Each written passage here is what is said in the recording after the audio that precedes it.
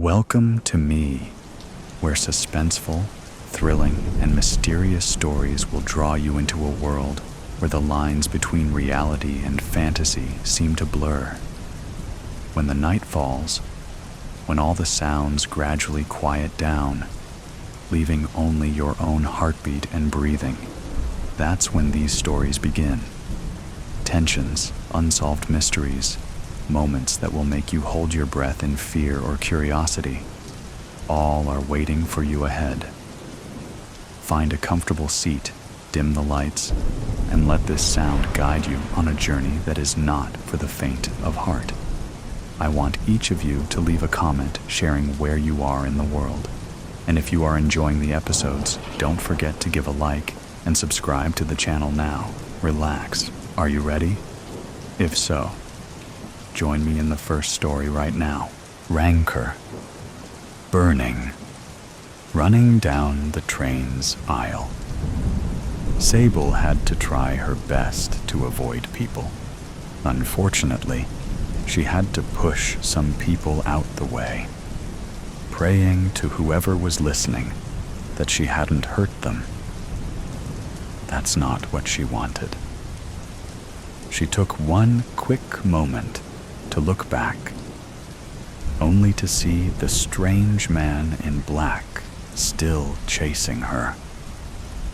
Letting out a frustrated groan, she moved her focus back to the path in front of her, fast enough to see the upcoming obstacle, the dinner cart.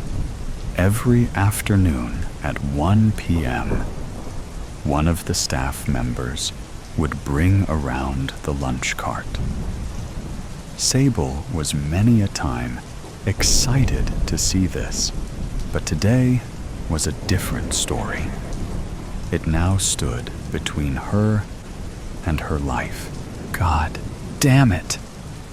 She had to think fast, looking to the sides she thought about, maybe climbing the seats, but she thought better of it. It would take too long to scramble over them. No, the only way was over the cart. Someone was definitely going to get hurt this time. The lady that was serving lunch bent down to get something for someone from under the trolley. This was her chance. She placed her first foot on the poor lady's back, shouting an apology as shocked gasps were let out around her. Her other foot landed steadily on the top of the cart, jumping down.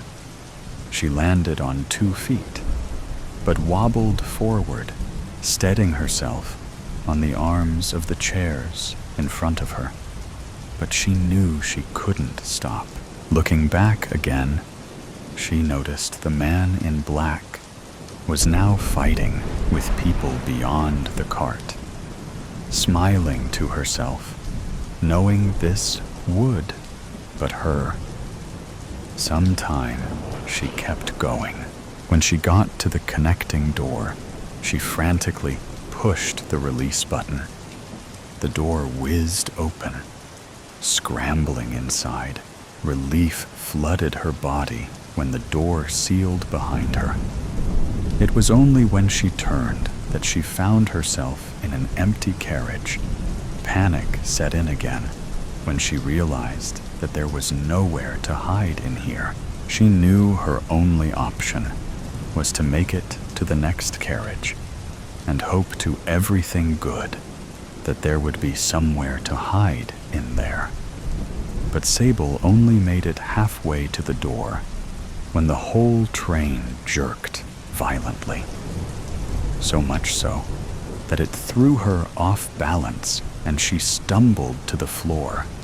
To make matters even worse, as she was starting to stand up, all the lights completely shut out. Her first thought was that the energy field that kept the train safe out here in space had failed. If she wasn't terrified before, she was now for a completely different reason. Hearing the whiz of the door that she had just come through, she spun around to face it. But the darkness of the carriage was too much for her to even see her hand in front of her face, squinting as if that would make it easier for her to see. A white, hot flash lit up the entire carriage. It was only a second, but she could hear the strange man's hurried footsteps coming towards her. She knew she had to move forward as quickly as she could. Without knocking herself out, she felt for the sides of the carriage. She listened and heard the footsteps stop. Now the only sound was heavy breathing from both parties. She didn't know what to do. Her mind was racing too fast. She could make a run towards where she thought the other door was to the joining carriage. But what if she tripped or ran into something? Then the strange man in black would definitely know where she was. Just like before, there was a 1-second flash of hot white light. She caught a glimpse of the man who now stood in front of her, in the middle where she was once stood. Although this time he was facing the wrong way, and so, luckily, he didn't see where she was this time. Lightning. That's what the flashes were. It must have been a power surge that had stopped the train. At least, that was one less thing to worry about. This was like a nightmare. And just when she thought it couldn't get any worse, a red glow of the emergency lights just above Sable's head flashed on her face. She couldn't move. She was frozen in place, like a statue. He would surely see her now. She wished for the lights to go back out before he turned, but it was too late. Looking back, she saw the man was now staring right at her. The look on his face said everything that Sable needed to know. Panic set in again, and she tried to think of what to do, how to get out of this, but her brain was scrambled. The man started to charge, seeing her life flash before her eyes. And that's when it came to her. A month earlier, she had been running from the man in black for the first time. Ever since she had boarded the train at Lorth, she had felt like someone was watching her, which then had escalated to her finding out that someone was definitely following her. She had sneaked onto the train, more than ready to start her new life. 2 years ago, she had seen off her twin brother, Sky, and his partner, Jess, who were to travel to Rancor first. Sable had to stay behind to sort out some debts before she left Lorth, which was easier said than done. It was when she started to rank in more debts that she decided that she was done. She missed her brother, and so she would get on the light train no matter what. She tried to hurry down the aisle, but she didn't want to bring any more attention to herself than what she already was. Sliding into the first available seat she came across, she sunk into the fabric, trying to make herself as small as possible.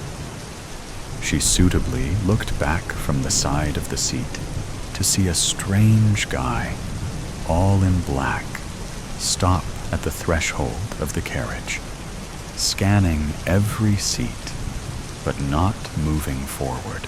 Running from someone? Turning quickly to where the voice had come from, she hadn't noticed that she had sat in one seat of 4 that had a table in the middle. A man was sat directly in front of her. He slowly put down the book that he had been reading. His hair was a lightish, mousy brown and shoulder length. Sable noticed it had a slight wave to it. "No, I just thought I heard the dinner cart." She tried a smile, but she was still out of breath from running. "Liar." The stranger leaned forward, placing both his elbows on the table that separated them. "You were running from someone. You tried to make it not noticeable, at which you failed miserably at. It was quite amusing, actually. Besides, the lunch cart only comes around at 1 p.m. sharp. Has done for the past 2 weeks we've been on this train." Sable squinted at the man as he smirked at her. She could have sworn that as he bared his teeth, she saw 2 fangs at either side. "So what are you going to do? We're only 2 weeks into our year-long journey to Rancor. You don't know how far you can run in this tin can. They're going to catch up with you soon enough." Sable looked to the side, trying to avoid the question. This was the first window Sable had come across on the train. Hiding in the luggage compartment, had no way to see outside, and she hadn't really had time to concentrate on her surroundings while running. She didn't know what planet they were passing, but it was beautiful. Past the energy field that surrounded the train, that shimmered of iridescent pinks and yellows. The massive planet just beyond them was a tan color. Its clouds were splodges of bright orange and dark pink. The ring that spanned around the planet was made of rock pieces that were all different shapes and sizes. Sable had to bring herself back to her reality. "I'll be fine." Looking around again, with panic streaming through her veins, she had forgot that the strange man was still looking for her. "Well, stranger, my name is Wilder, and I'm going to Rancor to start a new life of peace and hopefully happiness. How about you?" She was only half listening, more focused on trying to wait for any opening she could, so she could make a run for it. Just when she thought she would have to stay in the seat a bit longer, the man in black got distracted by something behind him. Getting up, out of her seat, she went to pass the stranger that she had only just caught him, saying his name was Wilder. She wasn't trying to be rude, but she had no time to make friends right now. But as she went to pass him, he grabbed her arm gently. "Look, I don't have time to chat right now. I'd appropriate it if you'd let me go." And so he did, going back casually to reading his book, but not without saying one last time, "Good luck. Whistle if you need any help." Confused at what he was implying, she knew she shouldn't be wasting this opportunity to run. Looking to check the man in black was still distracted, she finally took off down the rest of the carriage. She did it without even thinking, pursued her lips together. She whistled. The strange man who had started to lunge at her again stopped dead in his tracks, looking almost frightened. A look which faded almost instantaneously. She brought her right arm up to defend her face, but the blow never came. Lowering her arm, she looked around her to find the man in black was now crumpled in a ball at the far left wall. Light filled the carriage again, and it was like time stopped. You whistled.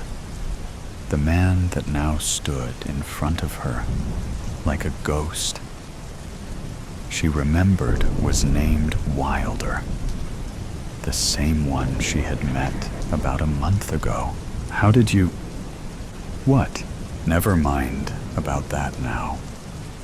He grabbed her wrist gently and tugged her towards the door that led into the next carriage. We need to leave before someone discovers he's dead. Wilder had dragged her through 2 carriages before she stopped him. They were now in what looked like a kitchen area, and her eyes went straight to a knife block that sat on the counter behind where Wilder stood. He turned to see what she was looking at. Don't even think about it. I'm here to help you. Need I remind you, I just saved your life. He stood across from her, his hand raised and finger pointed at her like he was telling off a naughty child. I wasn't. They just caught my attention, that's all.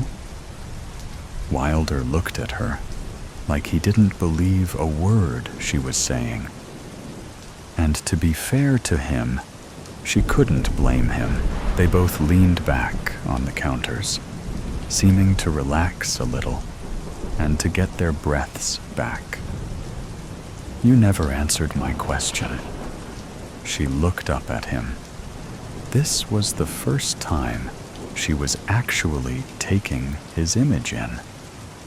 He was tall and slim, but he had some muscle to him.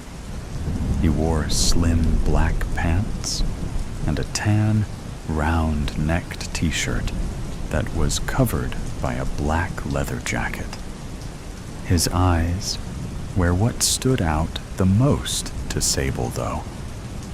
They were the lightest blue, with little specks of green in them. Sable, my name's Sable, and I'm going to Rainfall to reunite with my brother, Sky. Wilder gave her another wild smile, and once again, she caught sight of fangs. He'd crossed his arms over his chest. Wasn't so hard, was it? Sable rolled her eyes and started to walk again. That was a thank you for saving my life. Everyone was gathered in carriages that were purely made of glass. Sable worked out fairly quickly that these rooms were made for passengers. First look at Rainfall. It was an exciting event, looking at your future paradise for the first time. Sable and Wilder has spent the rest of the months on the light train, getting to know each other. He wasn't as bad as she first thought.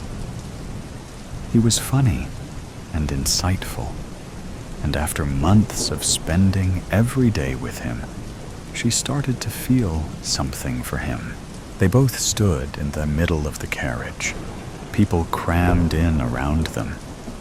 They were all waiting for the final jump. There was something I didn't tell you. Sable turned to Wilder, not expecting him to look so sheepish. What is it? I don't think the strange man in black was after you. Sable's eyebrows furrowed, and her head tilted when she spoke. What do you mean? She didn't understand. Why was he bringing this up now? They had rid themselves of that man many months ago. He was after me. He was a shadow stalker. Sable laughed. Shadow stalkers were something of legend. They hunted down and killed an ancient race of vampires, but all those stories were now like Chinese whispers. Ha, good one. But his face was still stone cold. She'd never seen Wilder like this. But vampires don't exist. Wilder, stop being silly. We're supposed to be having a good moment.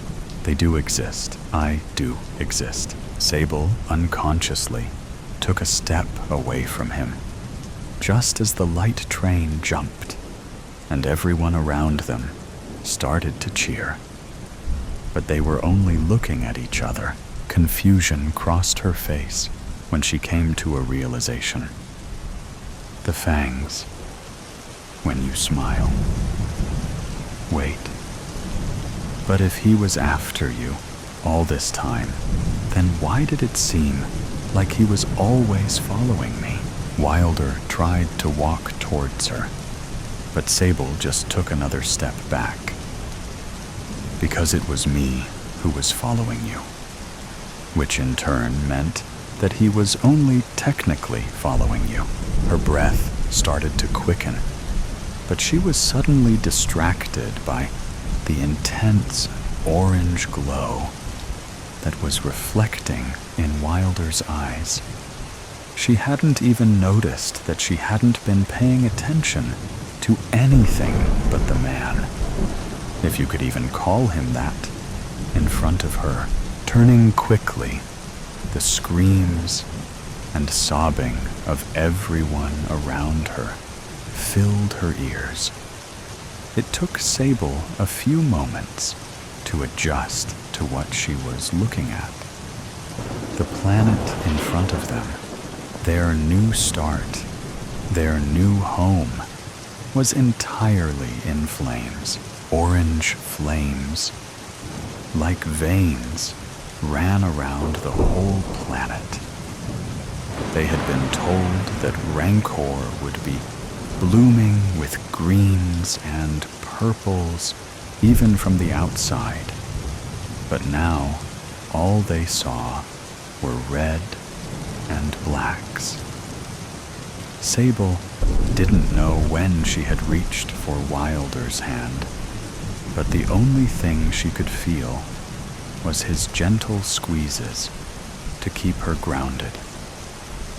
Everything she had just found out was forgotten.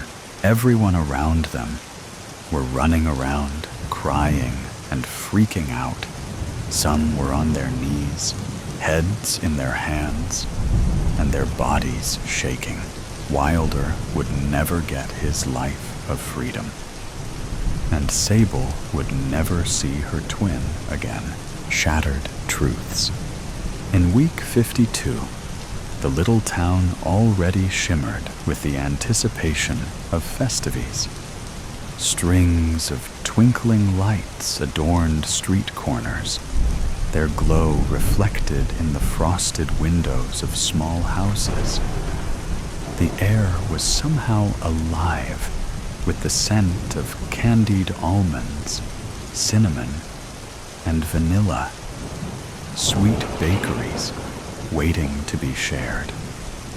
Yet amidst this explosion of life and light, Henrik remained unmoved in his own house. Only now did he notice the splinters on the frames of the old windows. It irritated him.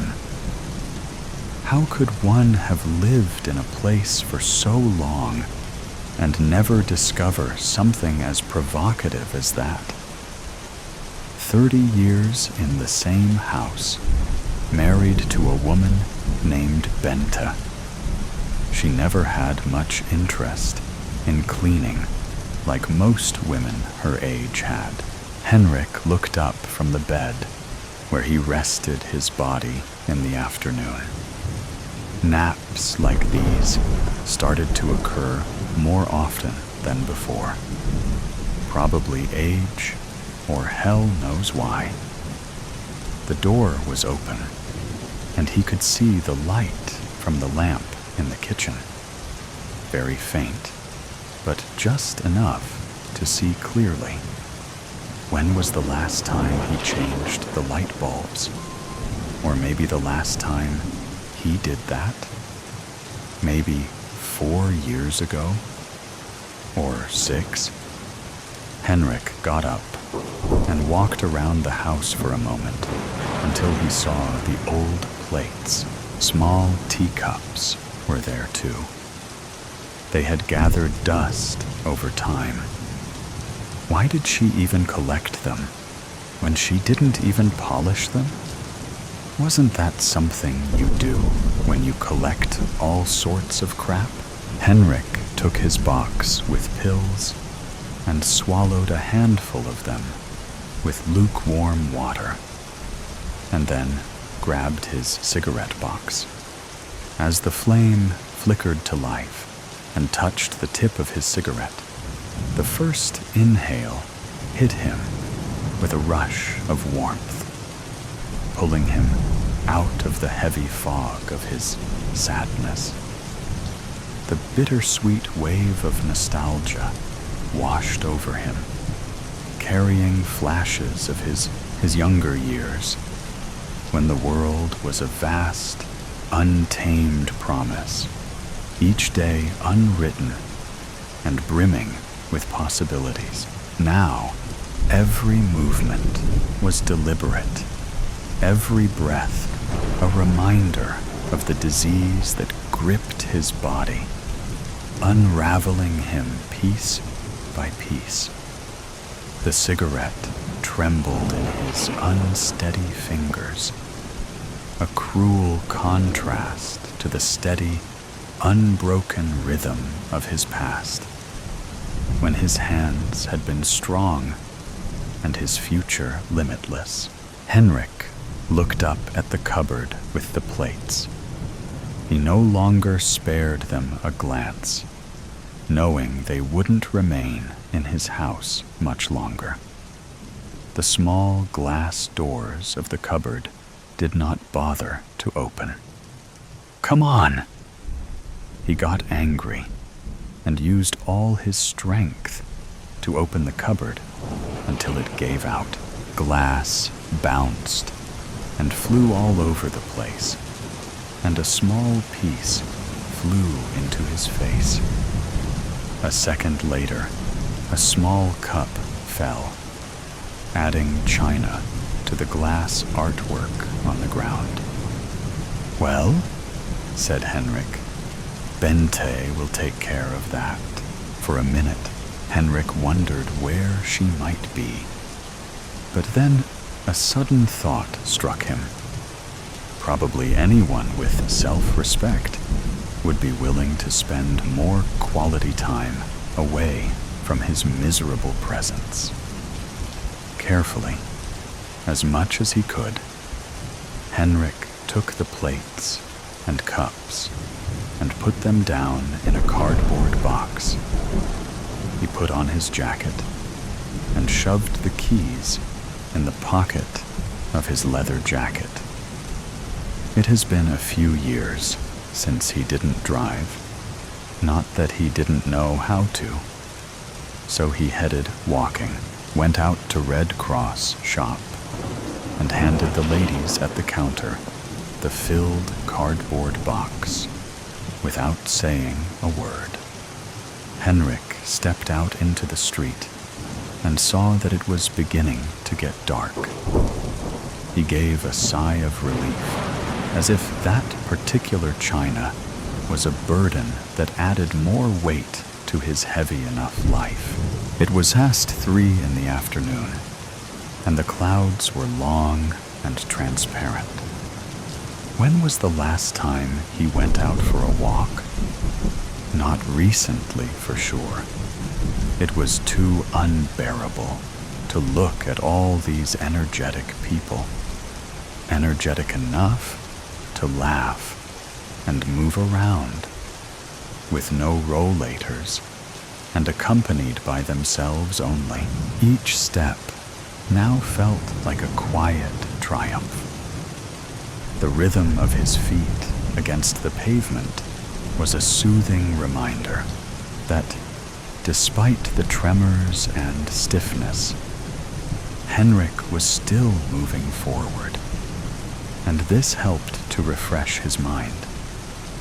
The crisp air brushed against his face, and for a moment, the simple act of walking became a victory over the weight of his condition. After about 15 minutes, Henrik walked in the dark until he saw a neon sign. He had forgotten his glasses at home, but the word bodega was big enough to read. He entered in the cozy, time-worn charm. Its low beams and dimly lit interior soaked with the stories of decades past. Henrik used to come more often, but the last time he had beer in the bodega was when his son turned 18 and the whole family celebrated. Henrik looked around to choose a spot. Faded photographs and vintage beer ads adorned the smoke-stained walls, while mismatched chairs and well-worn tables lent the space some hyggelig, unpretentious air. A faint aroma of beer mingled with the occasional smell of fried food as locals leaned on the polished but scuffed wood counter, exchanging jokes over clinking glasses. Henrik felt strange. There was only a small group of people, and the whole room smelled of something naggingly recognizable. Henrik sat down next to a lone man.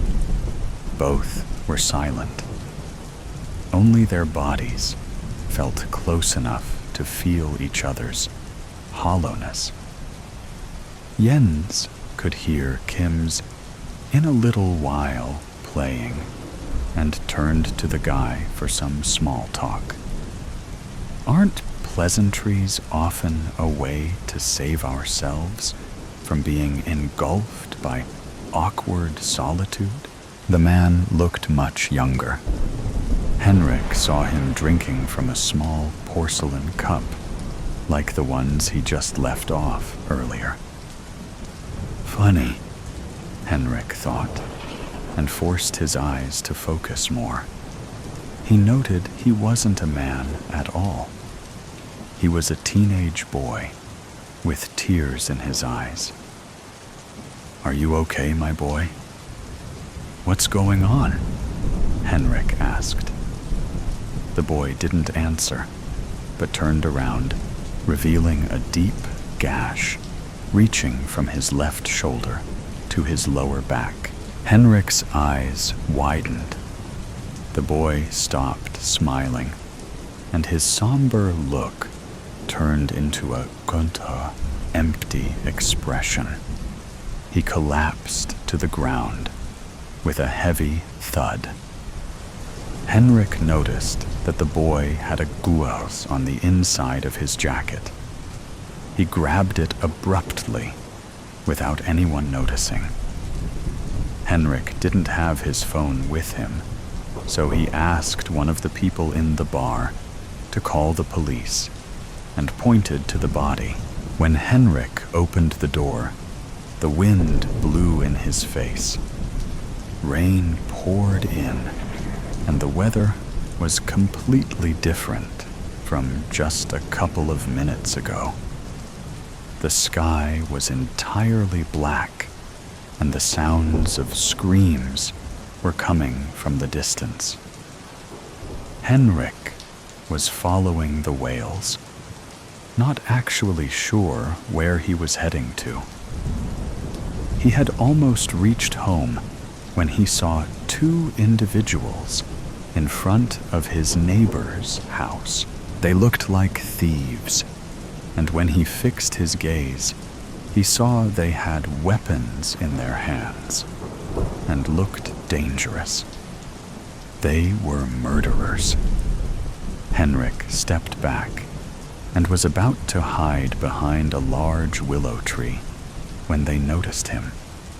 Henrik took the boy's gun and readied to fire. To his surprise, the gun was empty, and he panicked.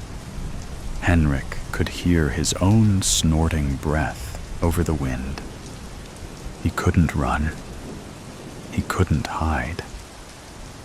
So he just sat quietly on the ground, putting the gun down in despair. Henrik saw a red car driving up the dirt road. It stopped so suddenly that it skidded and slid into the nearby ditch. Henrik felt the weight of his decisions and his fractured memories pressing down on him.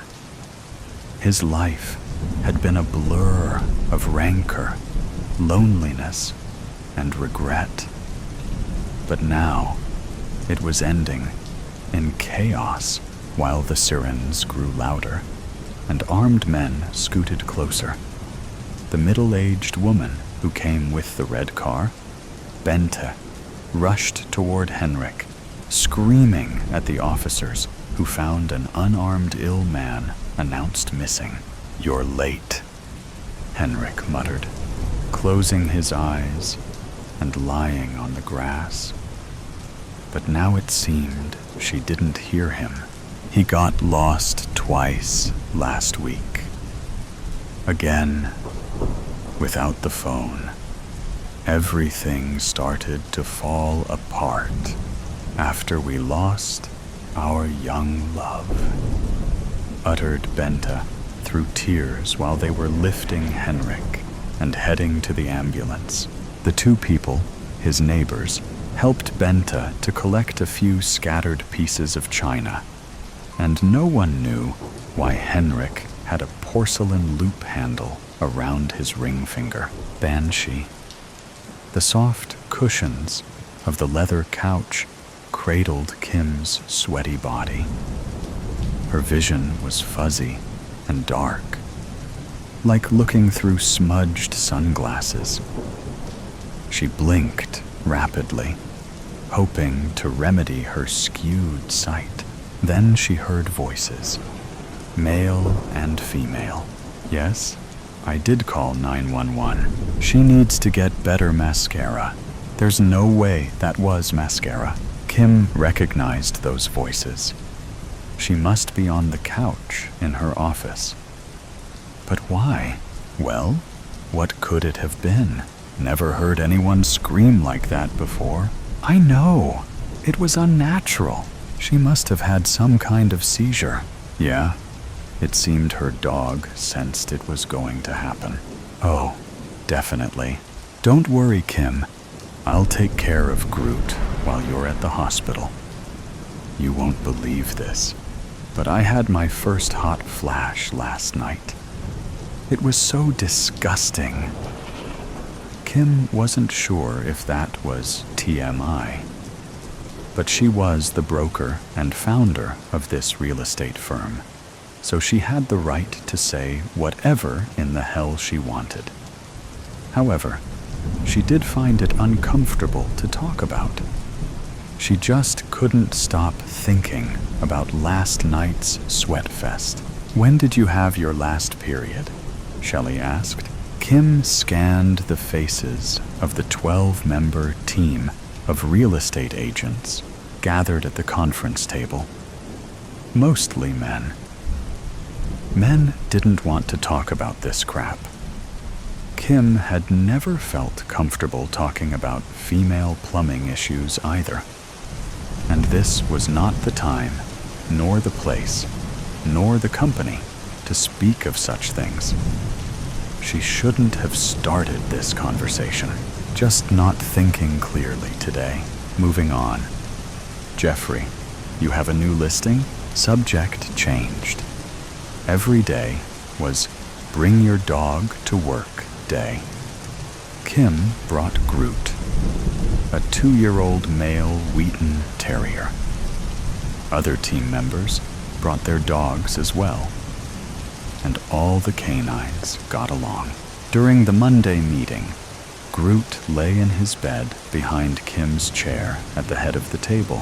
Suddenly, he started whining, high-pitched and annoying. All conversation stopped. Groot went to Kim and pawed at her lap, still whining. She rubbed his head. "What is it?" "What's—" Kim sucked in a loud breath, stood straight up, as if her spine had instantly become a metal rod. Then she started a low, guttural growl. She began to drool, long strands of saliva slinking from the corners of her mouth. People gasped. Kim faced the table, placed her hands on it, and crawled on top.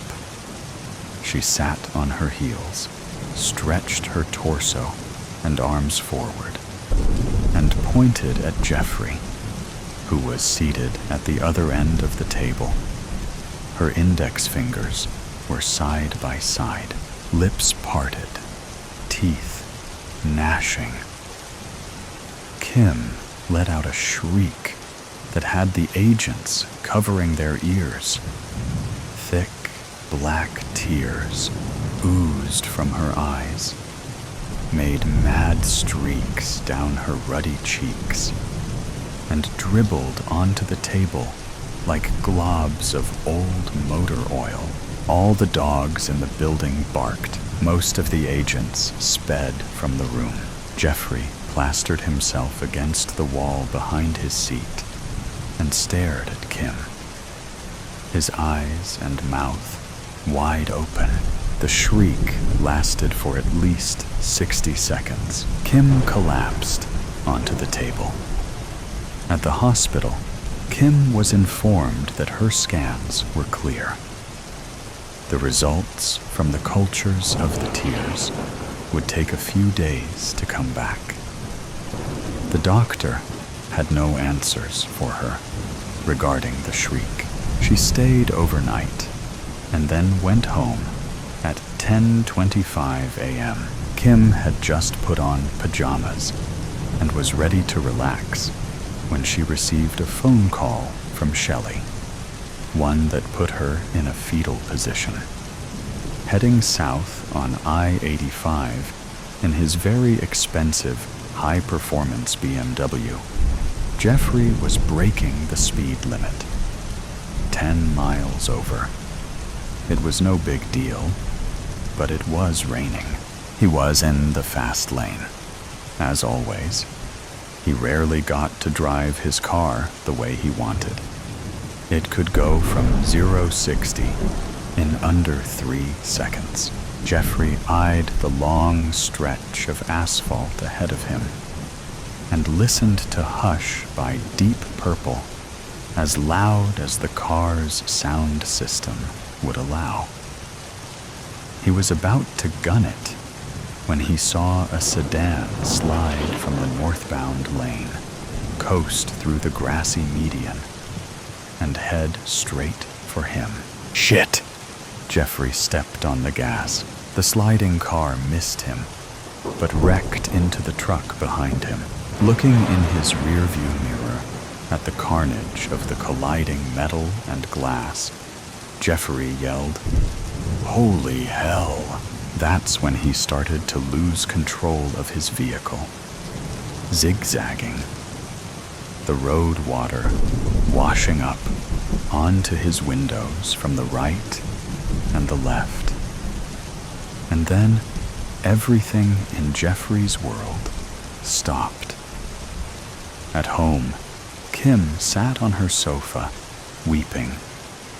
Her father sat beside her, hugging her shoulders. "I can't believe this." "I know," said Marcus. Then he let out a hefty sigh. "I have something to tell you." "What?" "It's about your mother." Kim scowled at her father. They never talked about her mother. "It's about her death."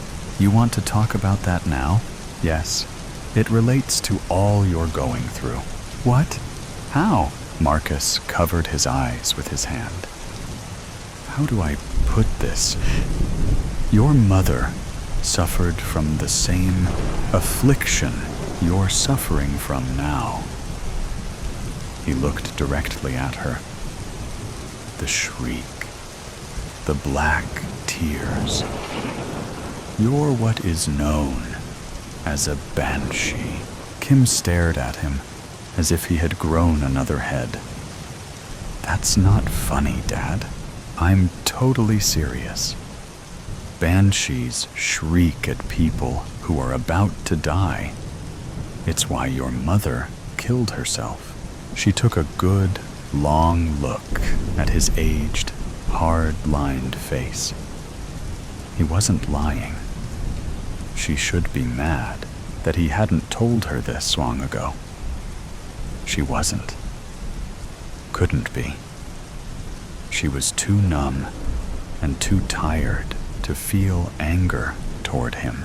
Be prepared. People at work will stare at you. They'll talk about you, wonder things about you, even be afraid of you. Is that what happened to Mom? Yes. She began to cry again. I'm so sorry, honey. After 10 minutes of weeping, Kim drank the hot tea her father had made. Groot went to her and sat beside her on the couch, which reminded her, Dad, Groot whined at me just before it happened. Yeah, nearby animals can sense the episodes before they happen. Don't know why. I've done a lot of research, but haven't determined why that happens. What all have you discovered in your research? Well, that only women are banshees, that it starts at menopause, that you'll be a banshee until you die. Fantastic. Didn't you know this was going to happen to me? We hoped it wouldn't. Your mother's mother said it might skip a generation. Hey, well, guess what? She sipped her tea. You should have warned me. I'm so very sorry. Marcus kissed his daughter's forehead. But seriously, what good would that have done? Kim thought about that. Her only response to his question was a shrug. Kim stood in the bathroom, blowing her nose. Her father had left a few minutes ago. She was still struggling to process all he had told her, and she was seriously thinking of retiring to avoid everyone at work. She could do it. Then there was Jeffrey to think about.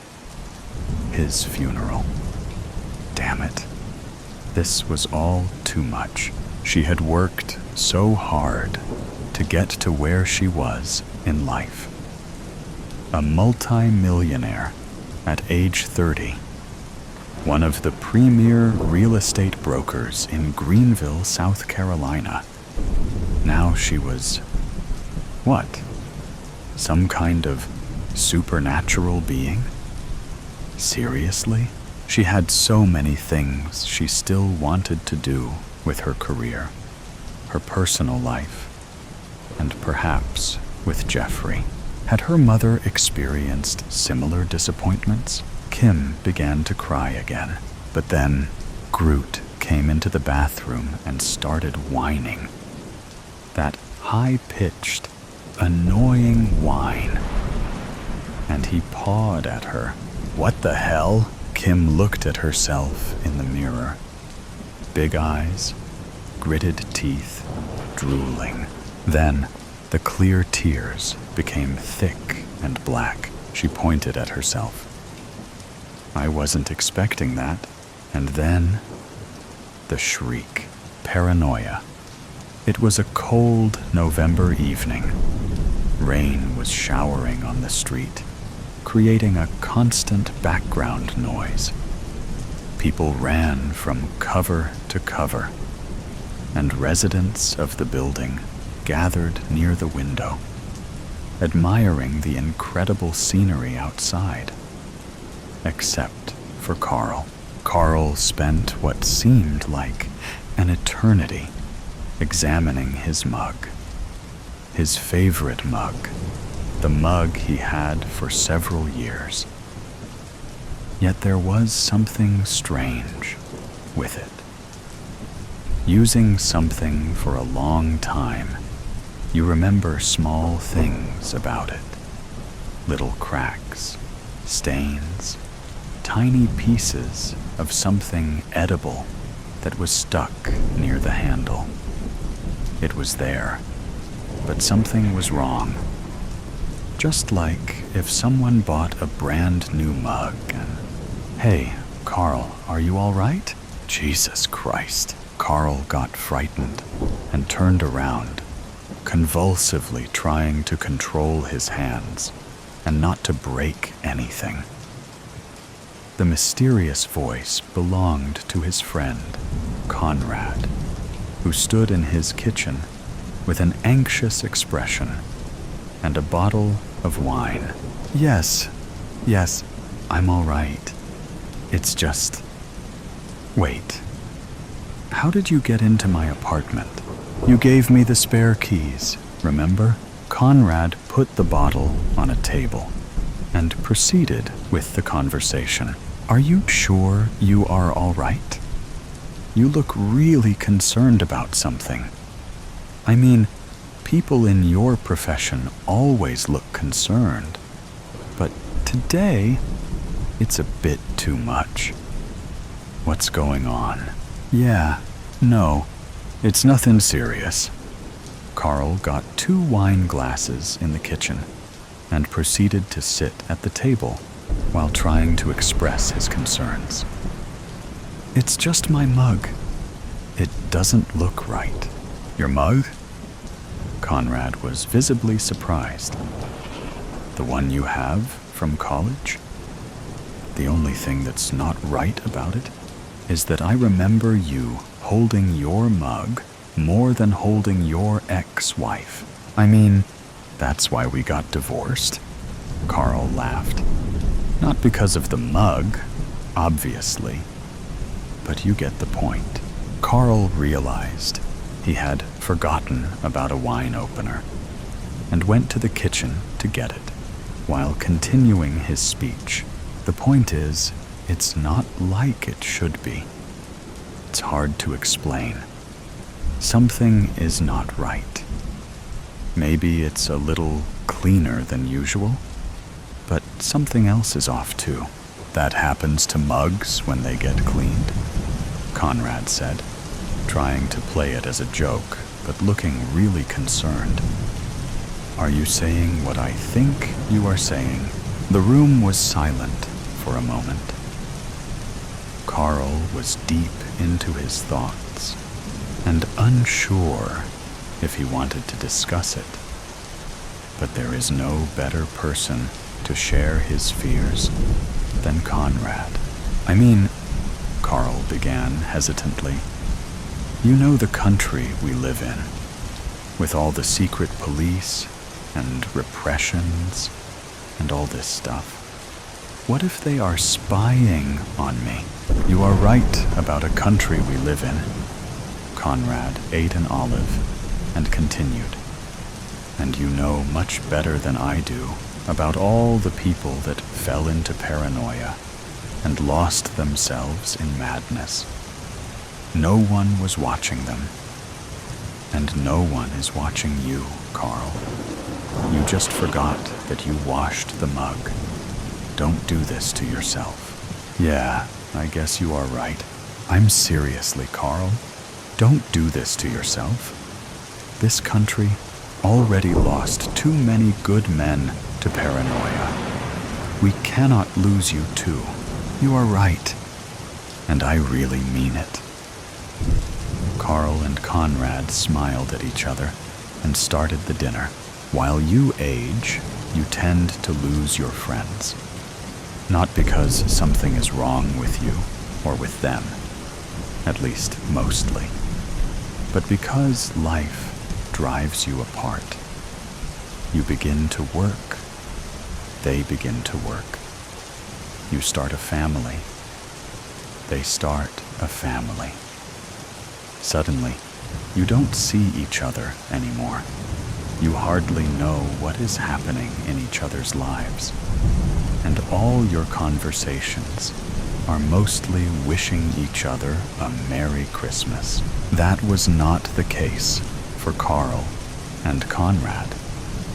They were there for each other for as long as they can remember.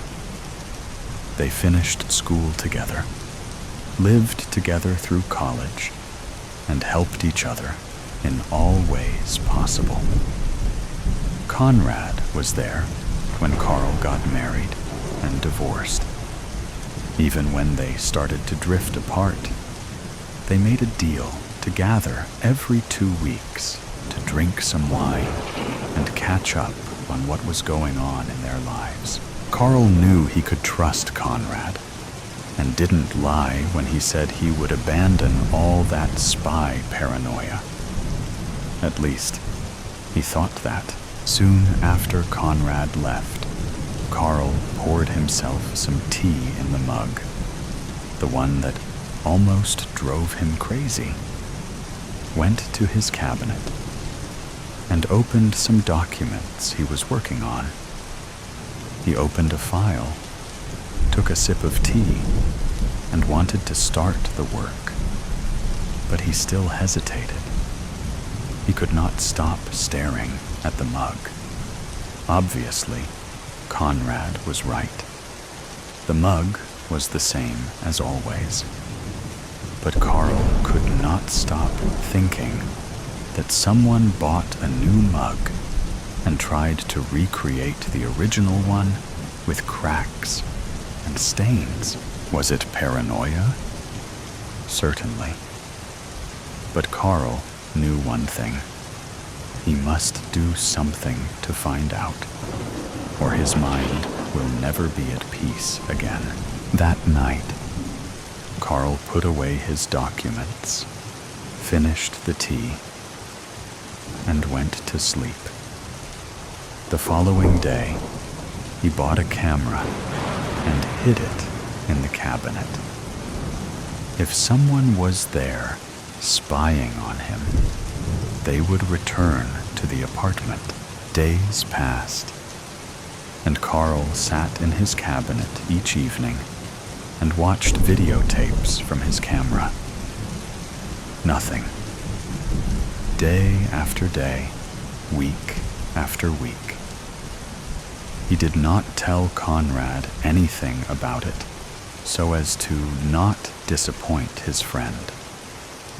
He knew that it was not healthy to do something like that to yourself, but he couldn't stop. He promised to monitor it for a month or a month and a half, and then stop. It was almost the deadline, if not counting the ones Carl already moved to later. He understood that he slowly lost control over his paranoia, and knew that it must come to an end. One more time. That's it. Carl committed to watching the very last tape from this camera, and there was nothing. Again. But something was off. Carl replayed the tape again and noticed what was bothering him. The timestamp skipped 3 seconds once. It may have been just a manufacturer error or problems with the power supply. But Carl still wanted to check for something. If he was right, someone might have erased part of the tape. In that case, they knew where the camera was because they saw how Carl hid it. He took his flashlight and tested it against his camera. Light reflected on the lenses and created small flares. If he was being watched, his apartment must contain other cameras. Carl knew that he was too deep into his paranoia, but could not resist himself. After all, if he found out he was right, that's not paranoia. He started flashing his apartment, inch by inch. He couldn't find anything until he saw a flare in a bookshelf. He put his hands on the shelf and tried to find what caused this flare. His hands touched something, and his heart skipped a beat. There was another camera. He rushed to his desk to watch the tape on a newly found camera. His hands shook, and his mind could not focus on a single thought. He finally had proof that he was right all the time. Nevertheless, it took him much courage to activate the camera. He would have to live with whatever was there for the rest of his life. But he knew that there was no other choice. The tape was on. Carl first noticed a person changing the SD card on a camera. It seemed like a regular procedure, and Carl could not wait to see who this man was. A second later, the villain revealed his face. It was Conrad. Carl could not believe what he saw. Conrad, his best friend, was a secret police officer, and he was spying on Carl.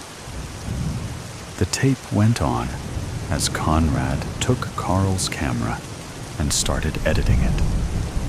This is why there was nothing on the camera before, but it took just one mistake for everything to be revealed. Then Conrad found the documents Carl was working on, took some notes in his textbook, put everything in its place, and left. Carl was shaking. He could not breathe normally and started crying. Conrad. Out of everyone, Conrad, his best friend, the only person he could trust. All these years, everything they went through, all the time they helped each other, live through the worst moments of their lives, were now void. Nothing. Just a lie. Carl was heartbroken. He didn't know what to do, and wasn't even sure if he wanted to live anymore. He felt like all his life had been a giant lie. No, it's not how it should end. One thing that jerk was right about is that this country could not lose Carl, too. It was hard and tough, but he had to do something right now. First, Carl scouted the house to find more cameras. There was one in the bedroom and one in the living room. Now, it's time for action. Two can play this game, and Conrad just lost a huge advantage. Now Carl knows he is being watched. First, Carl edited the footage from the found cameras. Now he knew exactly where they were and how to hide what should not be found. He didn't want to look too suspicious, though. Sometimes he left some clues, usually useless, so that he would not be detected. As for Conrad, Carl made sure he did not suspect anything. As hard as it was, the two continued their tradition of gathering every 2 weeks. Carl had to put all his willpower to use to not punch his friend in the face. Sometimes he skipped the wine party for made-up reasons. but always edited the videotapes accordingly. One evening, when they sat at the table, Carl said the one thing he had planned for a long time. "Hey, Conrad, I want to show you something I was working on. Just promise to keep the secret, all right? It might cause big problems if anybody knows, except for us. Toodle-oo." Mayor Ottentail, Arizona, 1875. Painter, the man known throughout town only by his profession, rolls onto his back, letting out a phlegmy cough, skin and bones, with one sad gray eye and the other covered by a patch and sporting a bushy brown beard and the remnants of a rumpled suit. Painter possesses immense talent. He's created numerous portraits and landscapes, as well as the risque painting of Painted Lady Queen Winona that hangs over the Wild Weed Saloon's bar.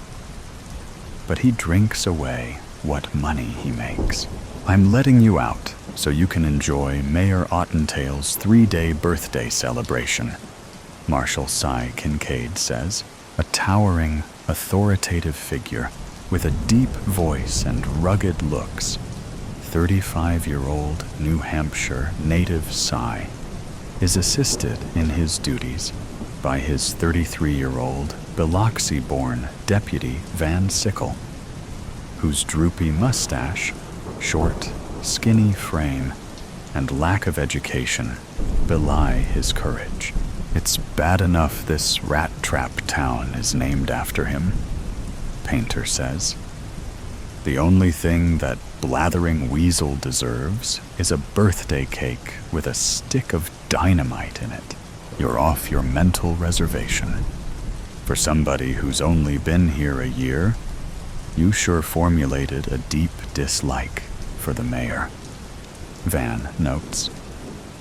It ain't 'cause he's a southerner, is it? 'Cause if it is, you and me gonna have a tussle.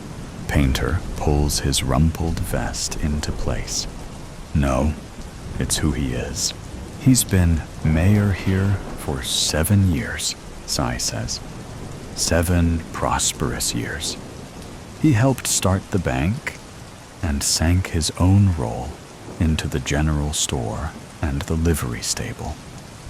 He hired us to protect the town.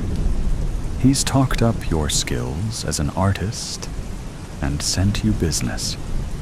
Just because he teases you once in a while about your liquor intake doesn't make him a bad man. You ought to kiss his feet. I've got something else he can kiss. Chad. Exiting the town hall, Mayor Druce Ottentail surveys the town's crowded streets. Banners are stretched between buildings, saying, "Happy birthday to our beloved mayor," and "Happy 40th, Mayor Ottentail." Salesmen hawking remedies, clowns handing out candy, peddlers selling silks, and stalls offering games of skill line the streets. Druce grumbles when he sees his wife posing for a portrait. Opal Ottentail is noted for her pale, delicate looks. She is also witty, erudite, knowledgeable, and caring. Qualities missing in Druce, who is viewed as all business, as suggested by his reedy build, stern features, beady eyes, tidy mustache, and refined southern accent. Really? In the street? You're treating the First Lady of Ottentail like a common harlot. Painter puts his brush down on the easel. I don't have a studio, Ottertail. Druce pulls his wife to his side. Well, You need to get one, you disgusting Yankee vagabond. Until you do, stay away from Opal. Who ever heard of a one-eyed painter? And in the future, the name's Ottentail. And you'll address me by my title. Yes, Mayor. Druce's pallid features burn crimson. He takes a threatening step toward Painter, but is pulled back by Sigh. Van positions himself between them. I never seen two men who can get each other's goat more than you two. Look around you, Mayor.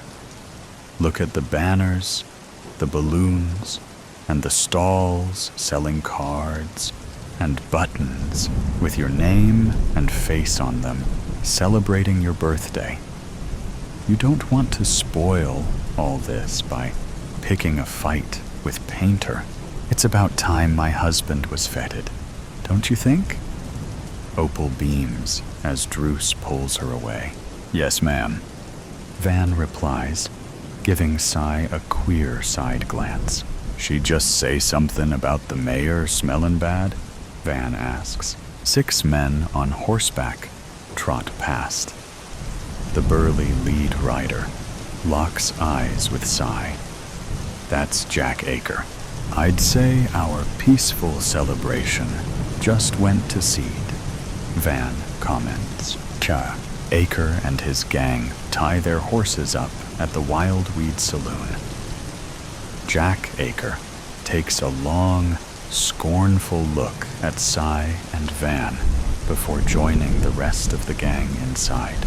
Born in Massachusetts, the Aker brothers served in the Union Army during the war.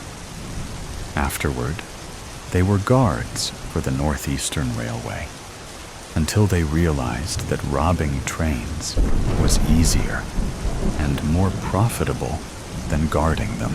Wearing a perpetual frown across his sunburnt features, 44-year-old Jack Aker is crafty and murderous.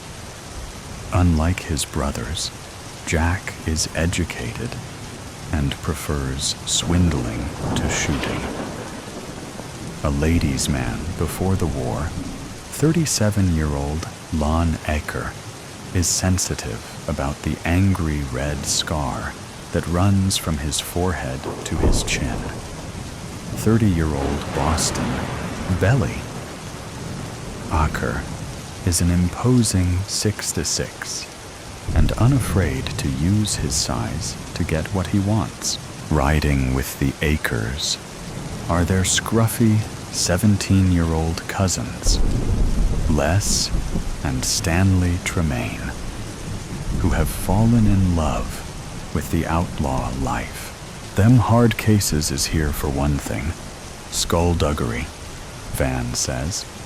6 again 2. The odds ain't stacked in our favor. Maybe we can reduce them and nip this situation in the bud. That tall dandy in the black duster and the stovepipe hat, that's Cack Bruder. He's wanted for killing a man in Stiffgate that he claimed dealt from the bottom. Let's send him back there. Drawing his gun, Sigh confronts Bruder at the faro table. Party's over. You've got a hanging to attend. Yours. The Tremaine brothers brandish Bowie knives. Van swings the shotgun in their direction. Really, children? Behave, boys, Jack says. Belly. Aker slowly rises.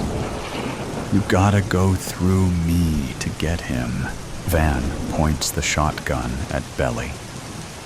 This'll go through you faster'n spoiled milk. Jack pulls his brother back into his chair. Turn your steam down, Boston. You shouldn't treat visitors who've come here to spend their money and join your celebration like this, Marshall. Is that why you're here, Jack? Sigh asks. It's not to rob the bank, steal some strumpet's pay, or gun somebody? No, no, and maybe, Jack replies, smirking. Well, there's going to be one less of you to do it, Cy replies. Come on, Cack. Brooder raises his hands. You gonna help me out, Jack? We know a Jim Dandy lawyer in Stiffgate, Jack replies. Don't worry, Cack, Lon adds. If we can't free you legally, we'll blast you out as soon as we're through here. But don't worry. Any witness to your shootin' who gets a good look at Belly's gonna forget what he saw. Cy motions Cack toward the door. You're starting out on the wrong foot, Marshall. I was about to say the same thing, Jack. Lon turns to Jack as Cack is led away. We just lost our best shooter. That doesn't change what we came here to do. Van picks at his teeth with a toothpick. That was what you call a gourmet lunch. We ought to do that more often. As often as my wallet can take, Deputy. Tilting his head, Van asks, what in tarnation is that noise? Sounds like a drum beat. But the parade's not till later, Cy answers. The pair follow the sound, which leads them to the town hall. Painter is marching back and forth in front of the building, banging on an old drum. Druce exits the building, shaking his fist at Painter. He rushes to the lawman's side. Arrest him! Cy scratches his head. For what? Bad rhythm? Disturbing the peace. He's a menace. Since when did a drum become a dangerous weapon? Van questions. Just tell him to vamoose. I'm trying to close a deal to bring the railroad here, but he's ruining my chance. You mean our chance, right, Mayor? Cy asks. Do your job, or you'll be looking for another one. Druce huffs, retreating inside. Van whistles. Guess some folks is still fighting the war. Later that afternoon, Painter is plying his craft outside the Wild Weed Saloon. Try not to squirm, Pearl, Painter says to his subject. Why? This ain't no photograph. Painter looks at Pearl, then back at his painting, hoping the tough cook will be happy to see herself without the pockmarks and missing teeth that mar her coarse appearance. Passing by, Druce glances at the portrait, muttering, ugly as a mud fence. You say something, Your Majesty? Pearl asks, making a fist. Just how lovely you look. I can't believe they's holding a celebration for you, you four-flusher, Pearl says. Sounds like she knows you well, Painter comments. Several townspeople gather around the portrait to gawk at it as Pearl raises her voice. My husband, Maitland, rest his soul, fought off the Apaches to help bring this town into being. He don't get no parade, no fireworks, no banners. All you done, Druce, is claim his accomplishments for your own, while keeping your hand in the town's treasury till. The spectators glare at Druce, who smiles sheepishly. Jack and Lon join the crowd, throwing their arms around Druce. Howdy, Mayor, Jack says, smirking. Yeah, remember us? Lon asks, running his finger down his scar. Druce breaks away from them, bumping into Cy. These scallywags are causing trouble, he gasps. We're just two slightly lubricated visitors, admiring the work of an artiste, Lon comments. Druce backs further away, his unblinking stare still riveted on the acres. You know those two yahoos? Cy asks.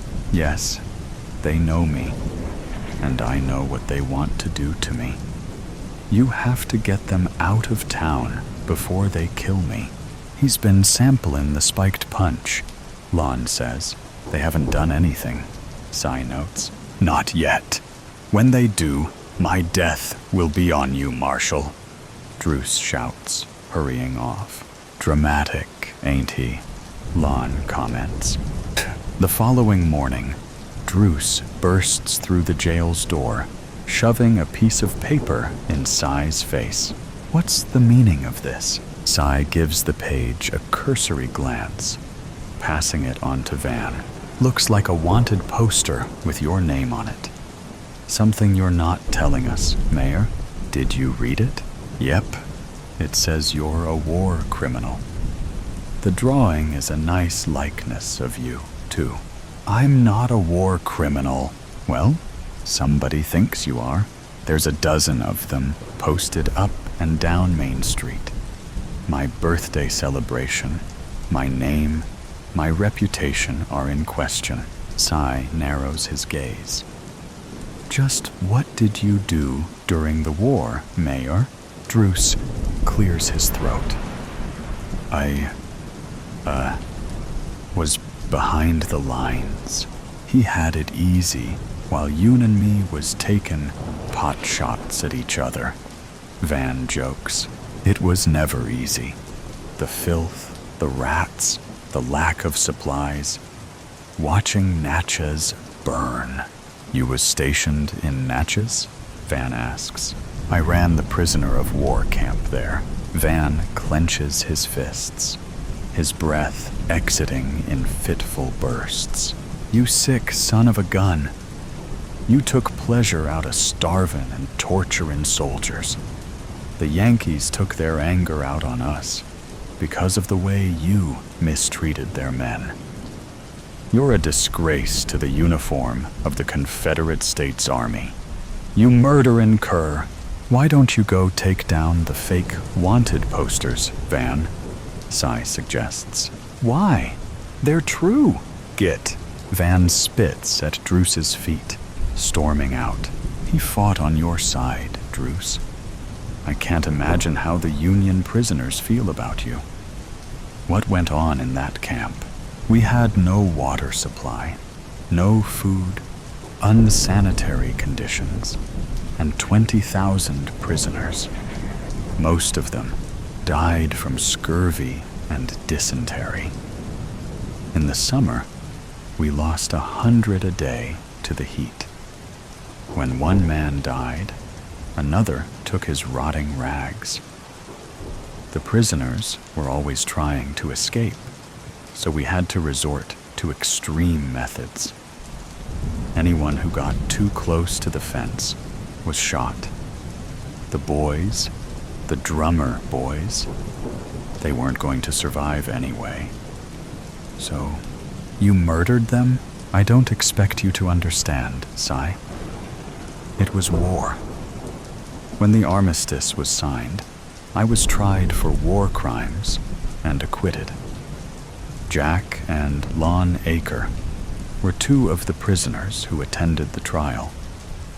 They swore vengeance, that I'd pay someday, and they are here to collect.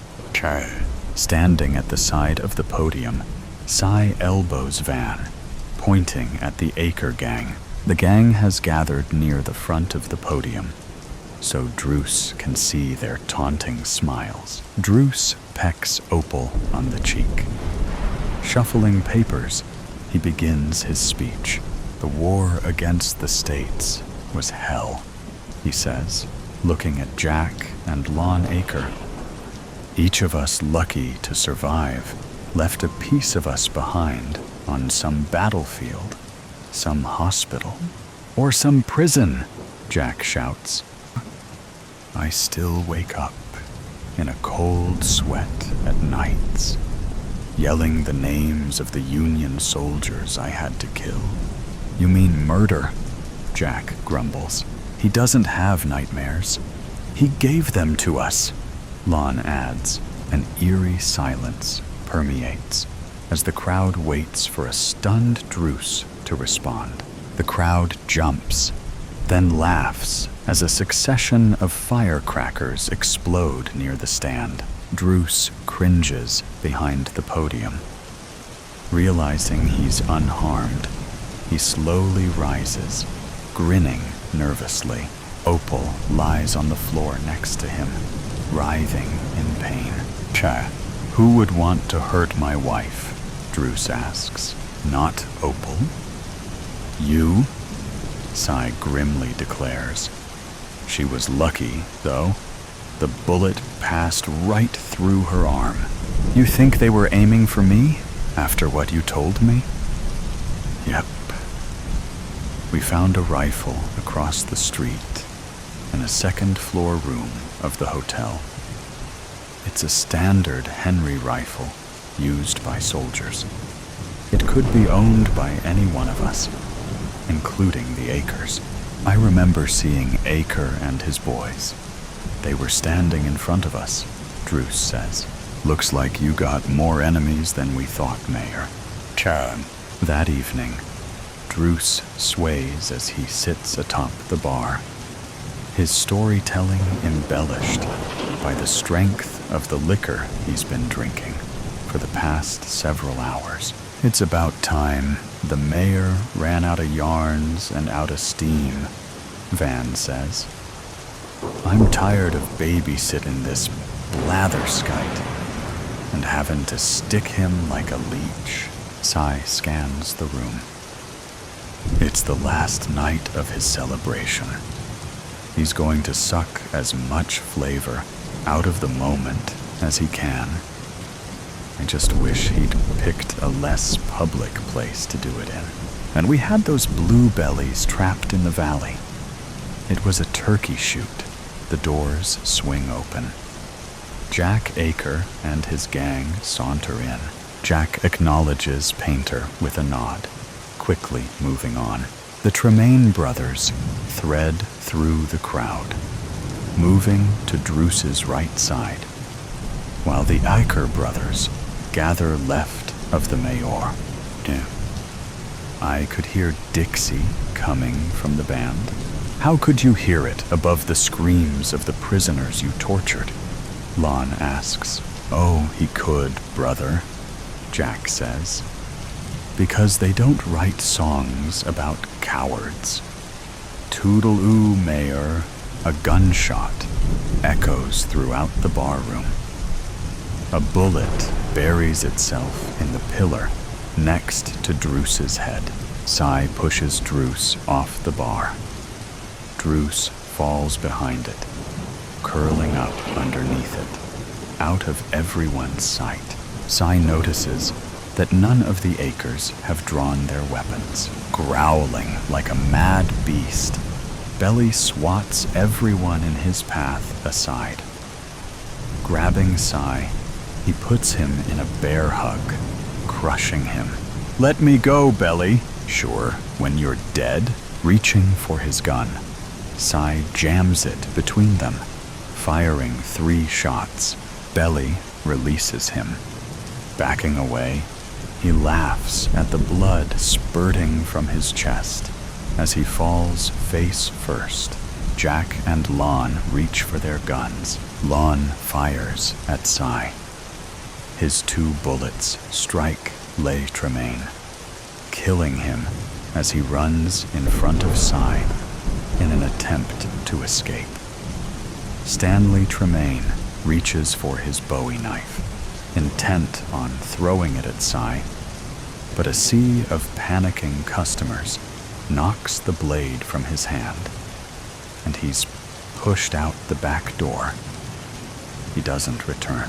Sai fires 2 shots at Lon, who drops his gun, falling backward. Hiding behind a pillar, Jack hits Van on the forearm with a slug from his Colt. Cradling his shotgun, Van returns fire, splintering the pillar. A second blast blows a now exposed Jack off his feet. Druce greets Sai on the street the next morning. They watch a crew of men pulling down banners and sweeping up the celebration's confetti. How's Aker? Gut shot. and about ready to join his brothers in the mortuary. I'm going to Doc's office to see him now. I hate to owe a Yankee, but thank you, Marshall. It's nice not to have to look over my shoulder anymore. I'm so happy. I think I'll have that reprobate painter paint my portrait. Toodle-oo. Jack grabs Cy's hand as the pain sears through his body. You know what I regret most? That a Reb finished me. You carried the pain of being in Ottentail's prison for 10 years. Why try to kill Druce now, Jack? We were paid to create a ruckus during the mayor's speech. The man who hired us decided he was going to kill Ottentail. He shot Ottentail's wife by mistake. Then he wanted to kill Ottentail while he was drunk in the saloon. He missed again. Everybody, including you, thought me or one of my brothers had pulled the trigger, so Belly decided to act first. He should have left the killing to us. Who hired you? Jack wheezes heavily. A broken man. He was a prisoner with Lon and me in Natchez. He was a clean-cut, handsome kid, a drummer boy during the war, never even shot a gun. I almost didn't recognize him when he rode into our camp last year, all thin and grizzled. Ottentail had made an example of him, whipped him, stuck a hot poker in his eye, and left him for dead. The Rebs buried him alive outside of the camp. He dug his way out and crawled back to the Union line. The loud report of a shotgun blast sounds in the street.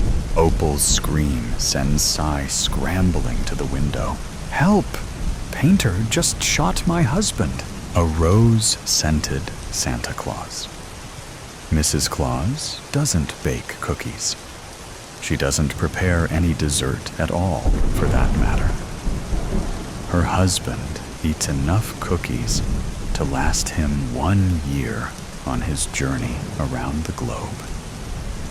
Instead, she cracks 5 eggs, 3 for him, 2 for her, spreads butter on toast, tosses a bowl of fruit for them to share, and prepares her husband's favorite, a mug of coffee with frothed reindeer milk and candy cane crumbles on top. It always gives him a nice boost before the annual Christmas soiree, which is hosted by the elves, forever adorers, kiss-asses, another might say, of the man in the red suit. This cup of joe will definitely give him a kick.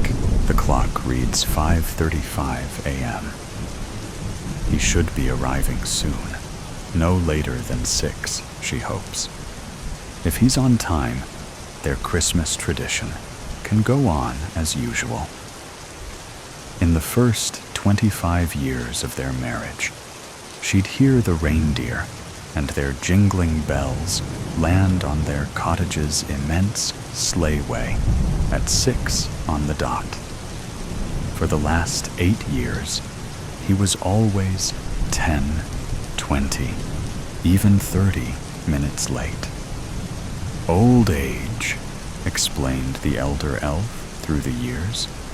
She scoffed openly at his comment. 65 was not that old. Last year, Mr. Claus arrived an hour late due to a highly rare reindeer injury. Plight, the Rudolph of the group. There were others with noses to guide the way, but Rudolph was the original, had broken a leg. Before he landed, Mrs. Claus was so distraught by her husband's recurring tardiness that she'd thrown the entire breakfast in the trash and dumped the coffee in the sink. 5:45 now. She should soon be hearing Santa's ho ho ho as he slows his sleigh in the sky. She doesn't. But her anger is now water underneath a frozen layer of cool indifference. She grabs the coffee pot and pours 2 cups now, prepares his, then lays it on the pine tree-shaped coaster. 5:50. 6:00. 6:01. She waits at the table. At 6:25, Santa Claus lands. From inside, she hears the elves cheering, clapping, celebrating. No doubt they're all wearing their best elf suits, midnight black, and made of pure wool, ready for the party that starts in 45 minutes. Mrs. Claus stopped going out to greet her husband 3 years ago. Old age and whatnot, she told the elder elf with a stiff, sweet smile, whose reply was merely an awkward smile and hesitant nod. Mrs. Claus waits at the circular wooden table on the chair that faces the door of their small cottage. Just a minute later, better to walk past those elves, lest they talk your ear off. The door opens, and in walks the man of the hour. Noel, known to her and some close friends, smiles. She knows what he's going to say next, because it's the same thing he says every year. Mrs. Claus deepens and roughens her voice to imitate her husband as he says, "I can't wait to shave this damn thing off." Noel laughs, and she does too. She still does love this man very much. Nothing, no one, could ever snatch that feeling away from her. Noel loves being Santa. She still remembers the pride on his face, mixed with shock and sudden nerves, when the elf jury chose him for the task. This was way back when he was Noel Fable, and she, Winterfrost, back when they'd only stolen a kiss or two and were too shy to hold hands in public. She'd never imagined she'd be Mrs. Claus, and certainly never thought about how their lives could look 28 years later. They selected him just 1 hour after Nick Claus had passed away at 75. It was, and had to be, a swift process. She'd wondered what it'd feel like if her husband died, and just 60 minutes later, people were lining up to replace him. She also thought about who it'd be. Perhaps Elliot Ryder, the young man who'd fixed up Plight's leg last year. She quite liked Elliot. He was the only one who was honest with her and told her that the only reason Plight would injure his leg, the others left unscathed, would be because he didn't want to land on a certain roof. Despite popular belief, reindeer are not loyal to the man with the bag himself, but rather the cause of Christmas itself. In fact, she too might say that she was dedicated to the cause, if need be. So why wouldn't he want to land? Elliot had asked her. She'd merely shrugged, because that was none of his business. She'd be replaced too, of course. If the new Santa had a honey, then it'd happen immediately. If he was single and ready to jingle, then later. But she'd be stripped of the name Claus and forced to move on. At least she'd get to keep their home and have a comfortable place to grieve. It was a quick and cruel but necessary procedure. Christmas didn't wait for anybody, and the North Pole was legally required to meet those children's demands. "Come sit, my love," Mrs. Claus says, patting the seat of the empty chair beside her. Noel obeys and moves closer to her. Before sitting, he leans in and gives her a sweet kiss on the cheek. The first time that Mrs. Claus smelled roses off his puffy white beard, she didn't question it. The third time, it had made her eyebrows furrow, but they'd had breakfast, and she'd moved on. The fourth time, suspicion came. Only confirmation followed in the next years. A perfume that didn't belong to her, that didn't actually exist on the North Pole at all, where there were only cinnamon, hot chocolate, pine, and other related scents. The tardiness and the incident last year only added to the pile of evidence. He threw in the logs and the kindling. Add a flame, and what else could you get but a fire? The scent now makes her knuckles turn white as snow against the mug's handle. "My favorite part of the day," Noel says as he finally sits. He reaches for the coffee cup, and Mrs. Claus only stares with a smile that looks like a sticker someone threw on her face and stuck. It doesn't take one sip. He tells her about his night, skipping over certain details, she imagines. Not that she wants to know. And together they eat. She finds that she has no trouble swallowing the eggs, chewing on the toast, even sipping her coffee. Not even when Noel starts slurring his words while talking about the best cookie of the night. She places the mug down with a soft thump as the slurs become choking sounds. She notices drops of milk on his mustache then.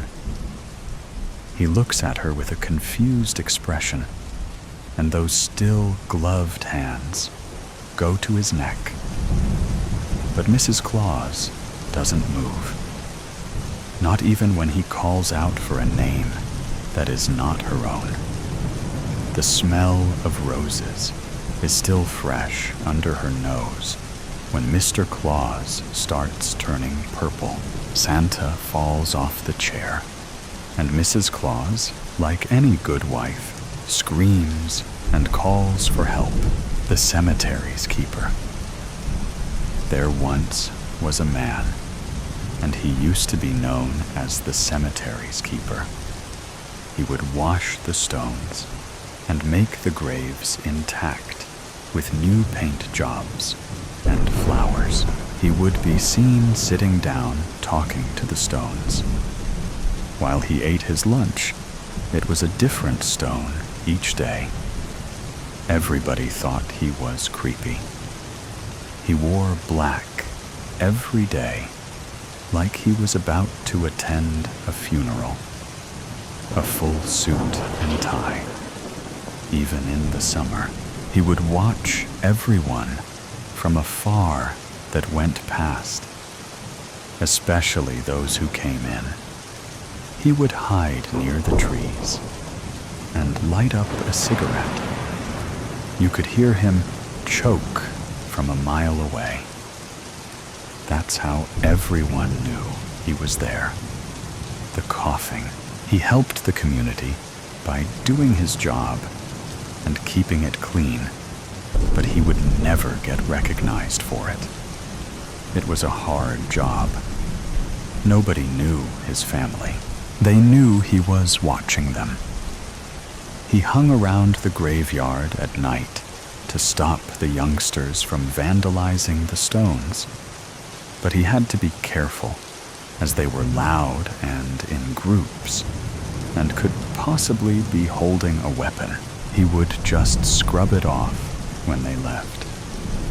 Until one day, some youngish kids came by and smashed up all the gravestones and tried to dig to find the coffins and the bodies inside.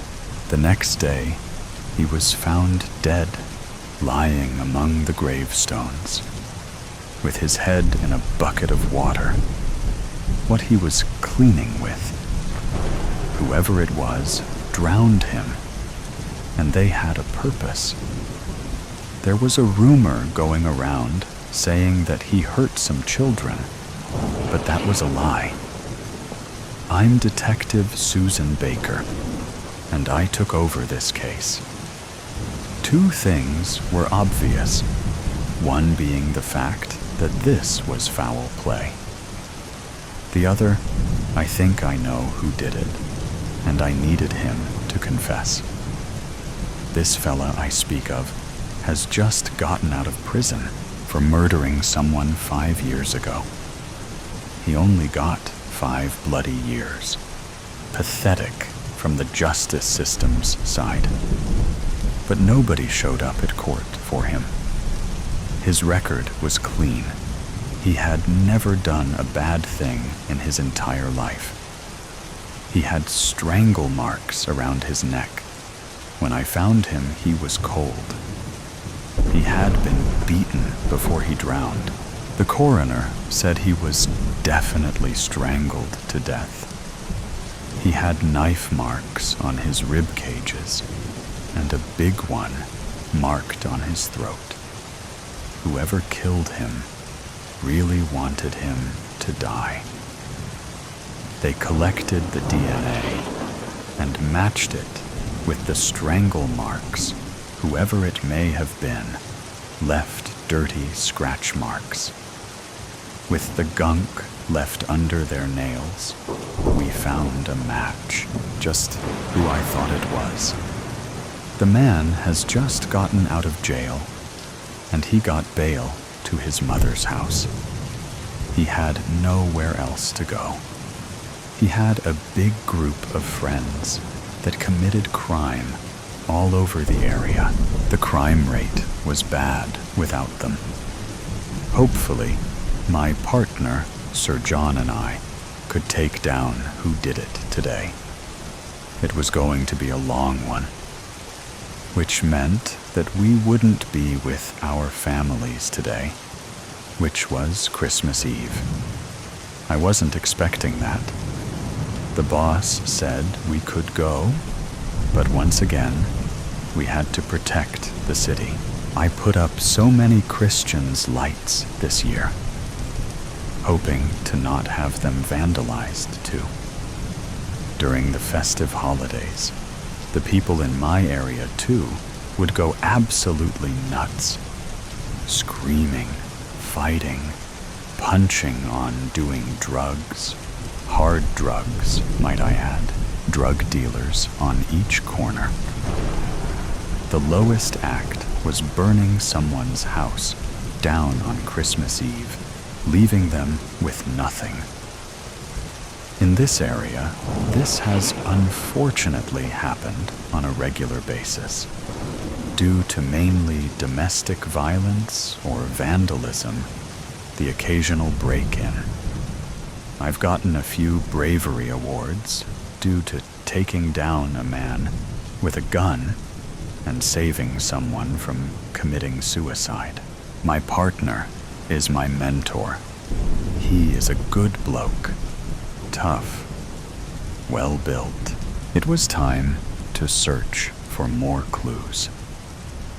Maybe we will find footprints or something leading to the murder area. As we arrived in the darkness, we heard more youngsters roaming about and obviously destroying the headstones. We turned our flashlights on and pulled out our badges. They were horrified, stopped in their tracks. "We need the names of all of you. Now," my partner said with a scary tone. About an hour later, we had all their names. They were finally going to be charged with vandalism. Each kid had to pay for the damage that they did, with their protective parents. Each of them got a fine of $1,000. Each made payment plans. I wondered who would take over the graveyard now, or would they just let it overgrow? The graveyard overgrown. It had been about a month since he passed away. The stones were dirty, vines growing in every direction. We interrogated the fella that I thought it was, but he would not confess, even though we found his DNA on the man's neck. He said the old man kissed me, and I put my hands on his throat, but he didn't die. Last time I saw him, he was alive. I didn't kill him. I knew that was a lie, because the old man didn't go near anybody, because they could be armed with a weapon. We found a couple of footprints. We matched it with the same shoes, but he still would not confess, even after a violent interrogation. We showed him pictures of the old man's crime scene. He looked away. We made sure that we got a warrant out for his arrest. We found the murder weapon after a big search in the creek. He had dumped it in there. He had no remorse. He had his poker face on.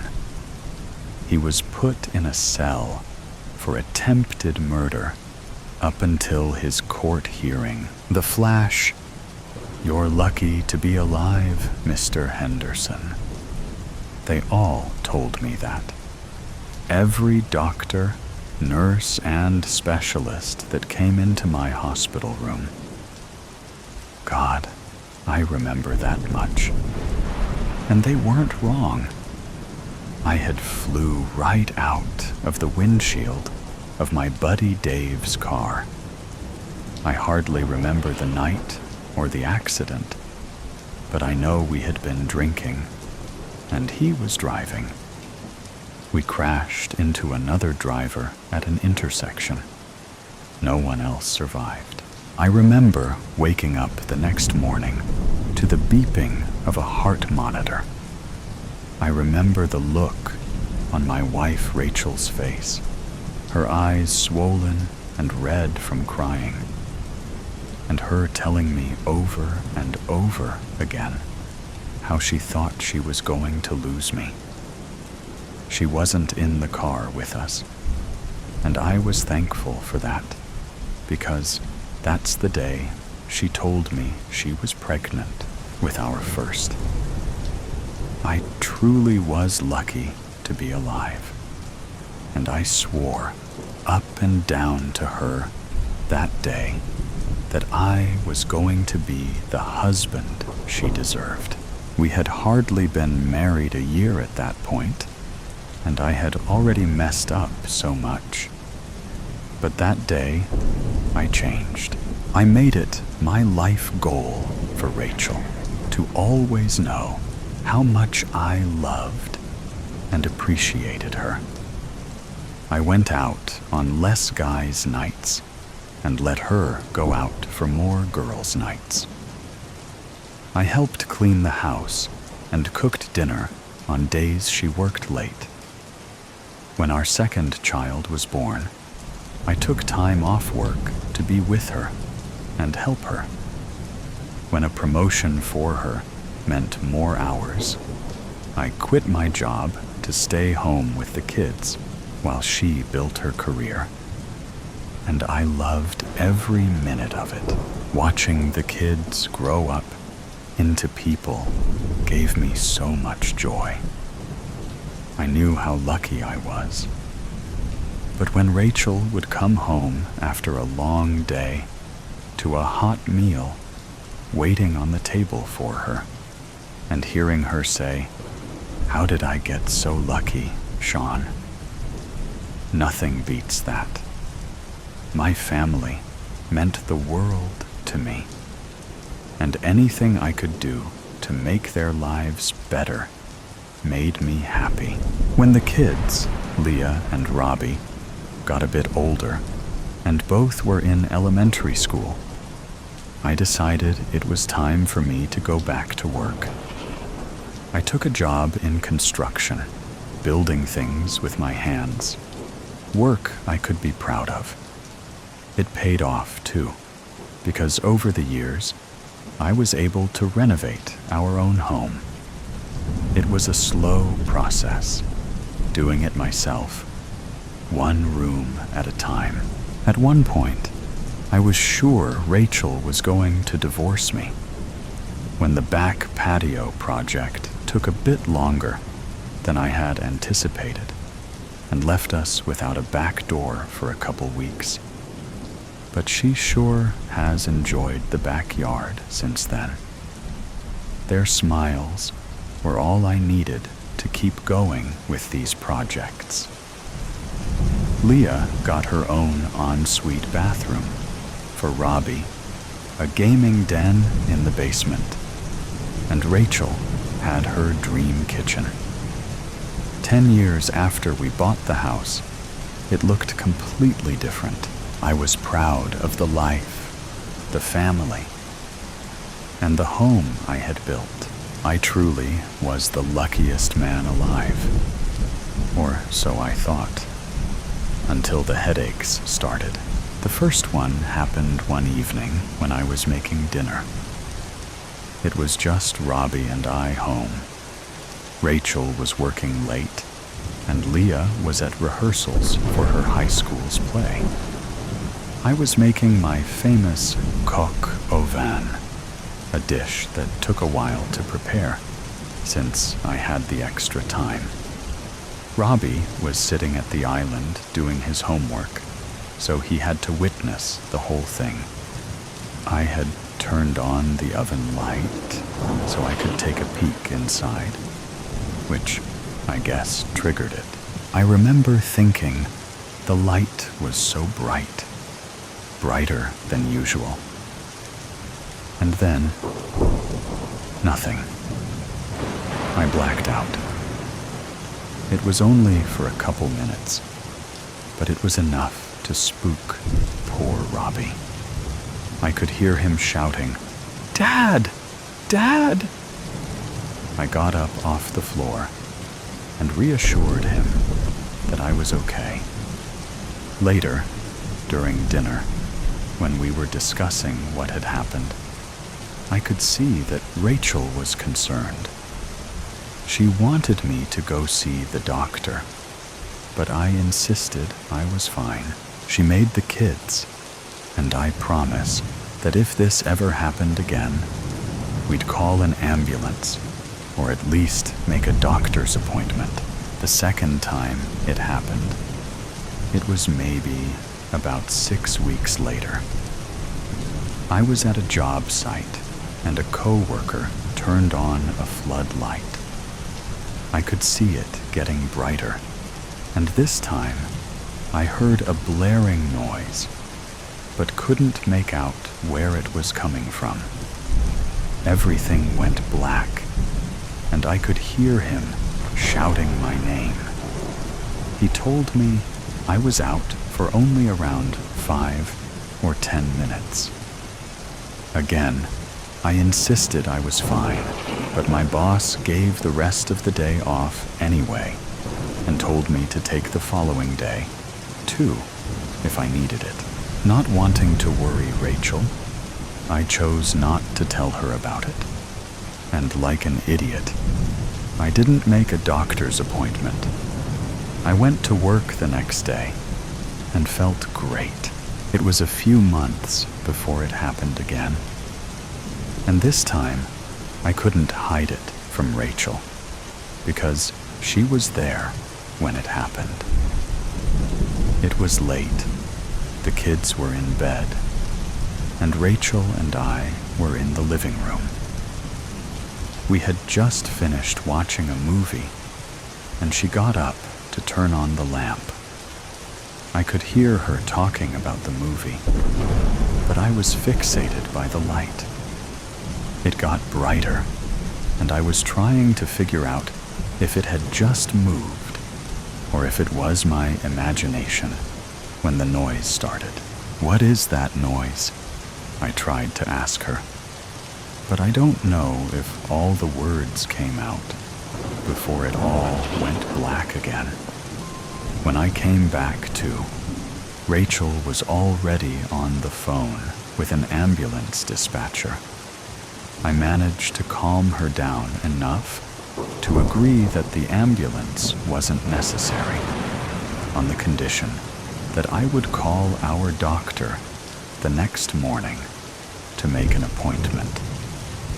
Luckily, the dispatcher was on my side, or else I don't think she would have went for it. As promised, I called to make an appointment first thing the next morning. It was scheduled for less than a week away, but I didn't make it until then, before it happened for the last time. All I remember is waking up in the middle of the road and not being able to see anything except bright headlights from a car. My ears were ringing, and the sound of the car horn was fading in and out. I think I heard an ambulance siren and someone calling my name before blacking out again, but it was hard to be sure. When I woke up again, I was in a hospital bed. There was a woman sitting in a chair who looked angry, or maybe annoyed, and it wasn't until she spoke that I even realized it was Rachel. She looked different. Her hair was darker and shorter.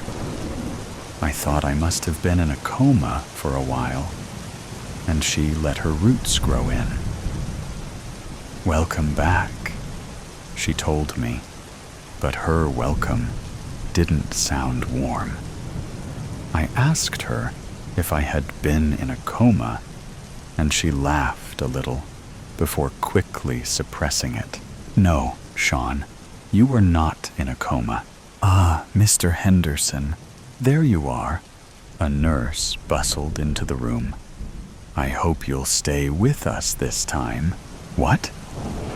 I looked at Rachel, who just stared at me, emotionless. "You've been in and out, mostly out, of consciousness for a few hours now," the nurse explained.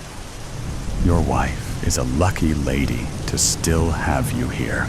The luckiest girl alive," Rachel responded, deadpanned. The nurse didn't seem to notice Rachel's lack of enthusiasm and went on to tell me that there were no broken bones or anything major beyond some bruising, and I could likely go home the following morning. Going home is when things really started to not make sense. For one, none of the renovations were done. It was like it was when we first bought it, which prompted me to ask Rachel if I had a job. You're joking, right? She laughed, but didn't answer the question. I was starting to wonder if I had somehow traveled back in time. But my hypothesis was debunked when Robbie came in the front door. He looked about the same as I remembered, except that there was about another 20 pounds of him. He asked Rachel if she could drive him to hockey practice. You play hockey? I asked him. Yeah. Mom told me about your accident, but said you were okay. You don't have amnesia or anything, do you? No, not to worry, Robbie. I'm doing fine. Just a little fuzzy. Cool? He nodded. It's just Rob now, though. Mom, are you ready to go? I'm going to be late. Where is your sister? I asked, but quickly remembered she probably had rehearsals. Who knows? Rachel sighed. Probably off with that scumbag boyfriend of hers again. I hate that kid's face. He's such a loser. I don't know what she even sees in him. Let's go, Rob. Boyfriend. I mumbled to myself as the door closed behind them, leaving me behind in a house that didn't feel like my own. What kind of alternate reality am I in? Am I dreaming? Is this a prank? When no one came out from behind a fake wall with cameras, I decided that it was not, in fact, a prank, and that I needed to look to information, clues, something to tell me just what in the heck was going on here. It was getting dark, and I hadn't found anything except our legitimate birth certificates, tucked away in an old photo album. Some memories I had, and others I didn't. I decided to cook up a quick pasta for everyone, but Rachel and Robbie, or Rob, stopped for burgers on their way home, and Leah didn't get in until hours later. When I asked her where she'd been, she just gave me a look and went upstairs. Why didn't you back me up? I asked Rachel. It's not worth the energy to argue with her, she responded without looking up from her phone. I went for a walk to try to clear my head, which didn't work. And when I came back, Rachel was already in bed. I don't know if she was sleeping or just pretending to not notice when I slid under the blanket beside her and said goodnight. In the morning, I got up before everyone else and made breakfast, a feeble attempt to make things normal. Robbie, or Rob, was the only one who seemed to appreciate it. Oh, sweet, he said, loading a plate with enough bacon, eggs, and pancakes to feed an orphanage. Leah nibbled on a piece of toast, and Rachel just sipped her coffee, looking unimpressed. Okay, off to school. I can't drive you today. I have a meeting.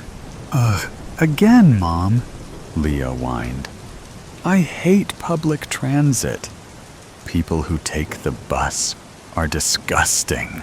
If you want me to take you, then we have to leave now. I can take you, I offered, feeling semi-confident in my ability to drive during my current confused state. How are you going to drive if Mom has the car? She narrowed her eyes at me. I hadn't given any thought about whether I still had my truck. Trying to ignore her attitude, I changed the subject. So, when is your play? I didn't miss it, did I? What play? The one you're in at school?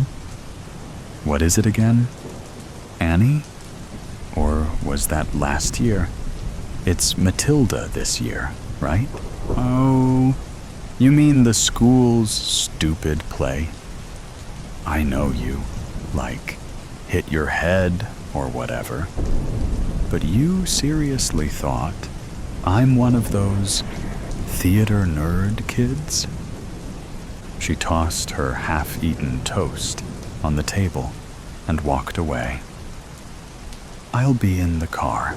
Good one, Dad, Rob B. said, shoveling the rest of what was on his plate into his mouth with a fork. You get in the car, too, Rachel told him, pouring her coffee into a travel mug. Rob B. grabbed his backpack and headed out. Wait, I called after Rachel before she left the room. What is happening here? Everything is different, but no one else seems to think so, and you don't even seem upset that I was just in an accident. She rolled her eyes. Upset? I was upset the first time, Sean. But I'm on to you now. If you want to leave this family, then do it. But don't tell me that I'm the one who's different. And for God's sake, don't be such a coward. What are you talking about? Now I was really confused. What do you mean the first time? When I was in the accident with Dave, before the kids. You weren't in an accident before the kids were born. Oh my God, I can't do this again. Right now, I'm going to be late. She turned to leave, but I grabbed her arm. Tell me, I demanded. You really don't remember? She scoffed. I loosened my grip, and she jerked away from me. A couple months ago, you started talking about going back and drove our car into a tree. Seemed like an accident at the time, but now I can see you were really trying to off yourself. Pretty sure that's what this is all about now, too. I just blinked at her. I didn't know what to say or think. She straightened her jacket and lifted her purse over her shoulder. Look, Sean, I don't know what's going on with you, and frankly, I just don't have the energy anymore. You need to get help. You think you aren't where you're supposed to be, and I get that. I do. But you have to accept that this is your life, and it's what you make it. She sighed heavily, and I could feel her exasperation. I don't want you here anymore, she continued. Please pack your things up. I have a really long day today, and I don't want to see you here when I get home. I don't care where you go. I don't care if you kill yourself. I just want you gone. And that was it. Just like that, she walked out the door. I heard the car start and drive away. I stood there. I don't know for how long, trying to process what little information I had from that brief interaction. I couldn't make heads or tails of any of it, but I knew one thing for certain. I had to get back to Rachel, and my family. Worse ways. Selena runs with a ferocity she didn't think she'd ever need again. Her feet thump, thump, thump on the ground, and her eyes search the dirty rooftop desperately for a familiar May.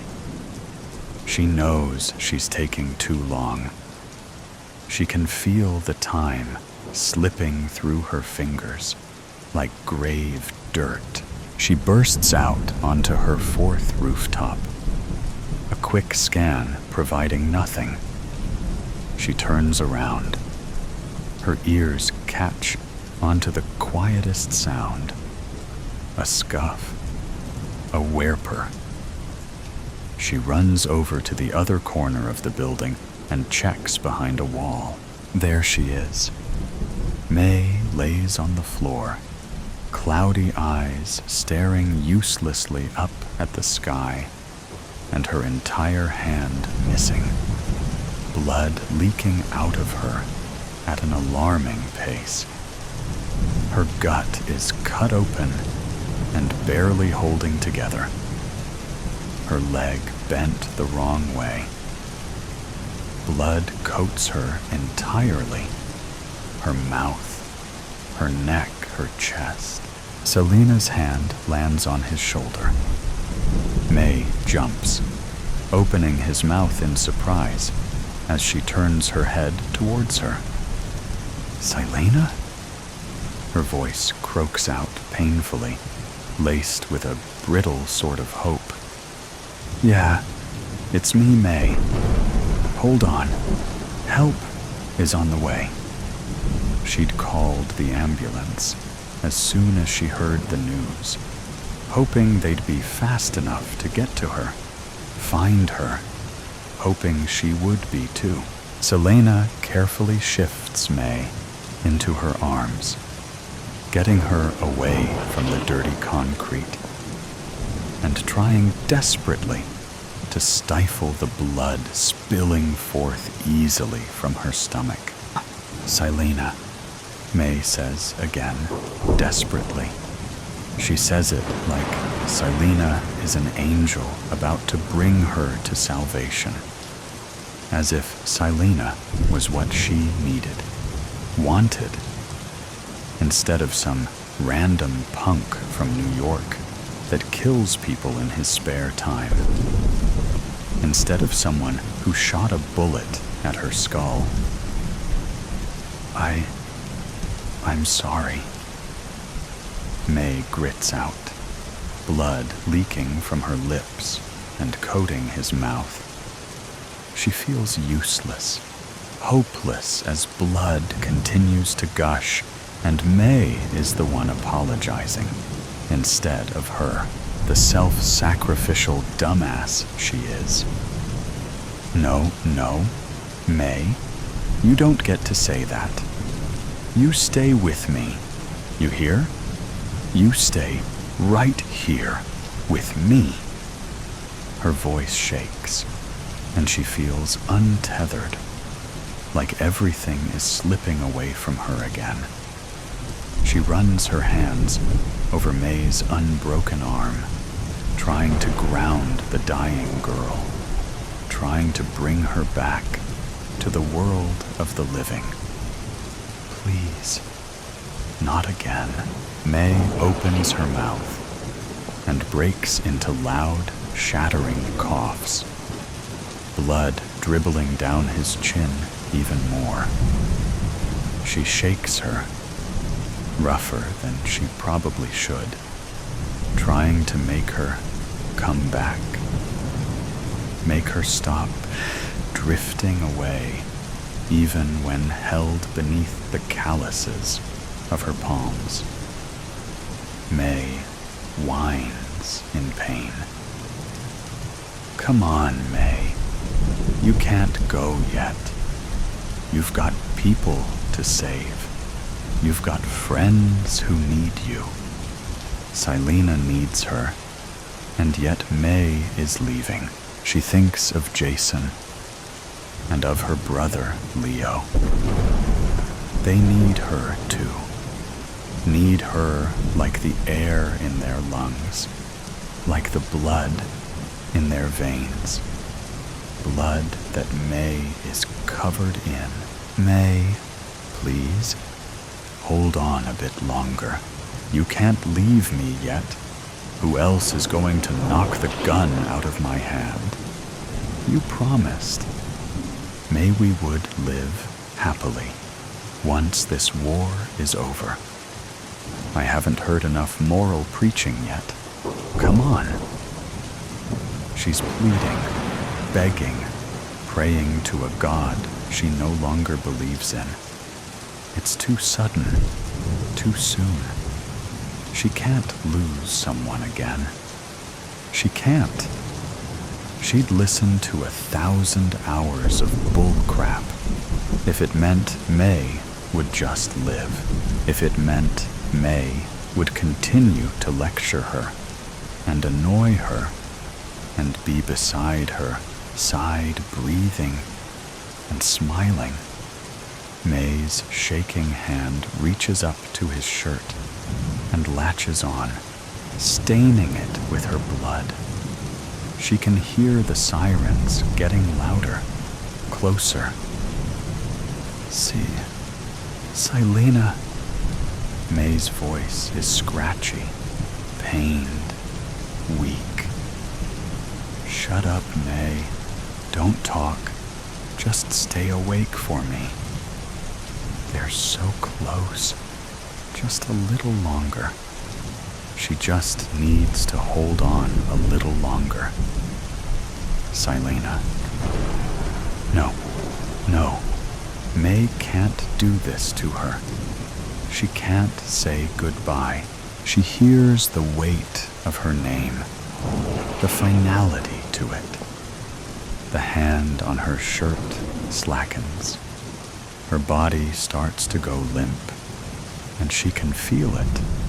Feel the way death grips her, like it did her brother, like it did her dad.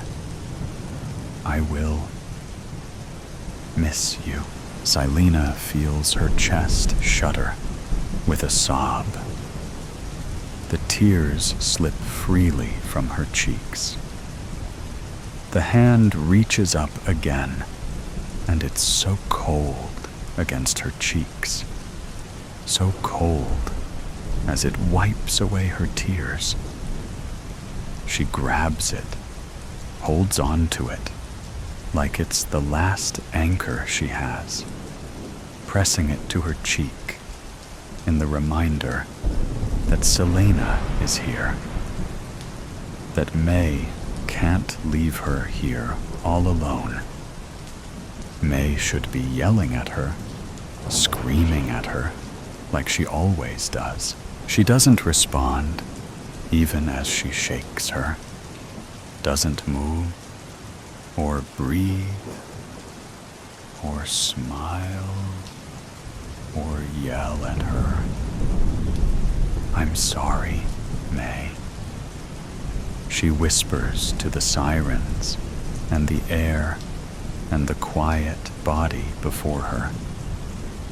I'm sorry, May.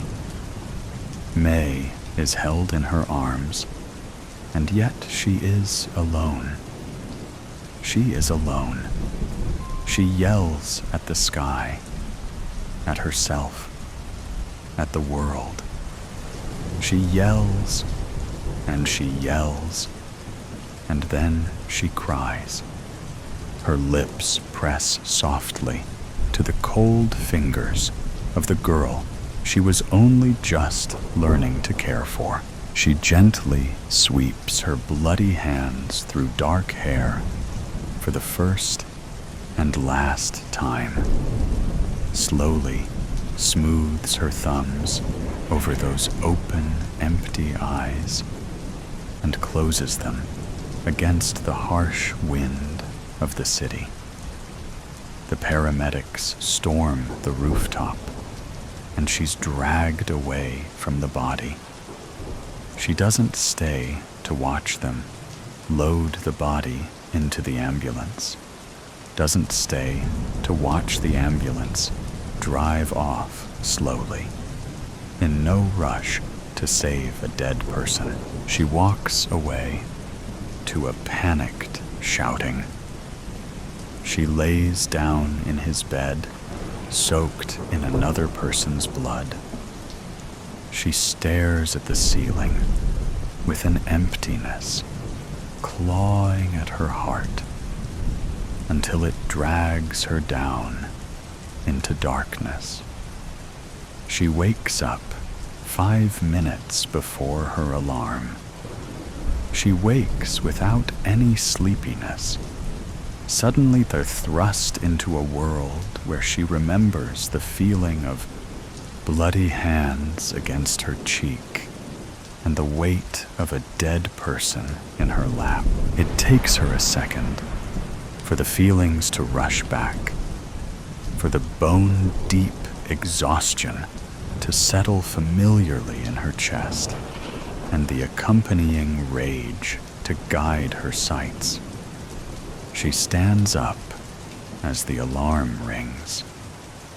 A standard beep, beep, beep before she shuts it off.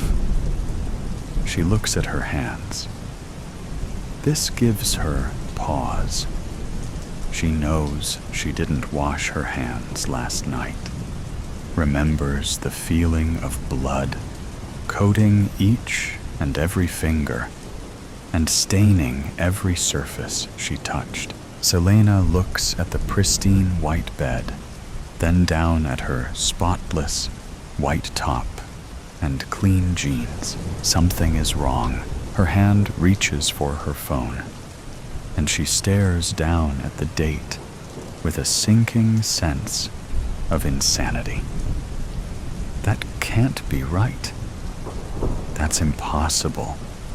The numbers don't change. November 7th, it says, clearly, as if that makes any goddamn sense. Yesterday was November 7th. Yesterday she fell asleep, covered in blood. And yet, with a sudden ferocity, she finds her hands navigating the device, pulling up her contacts, and pressing firmly on a familiar name.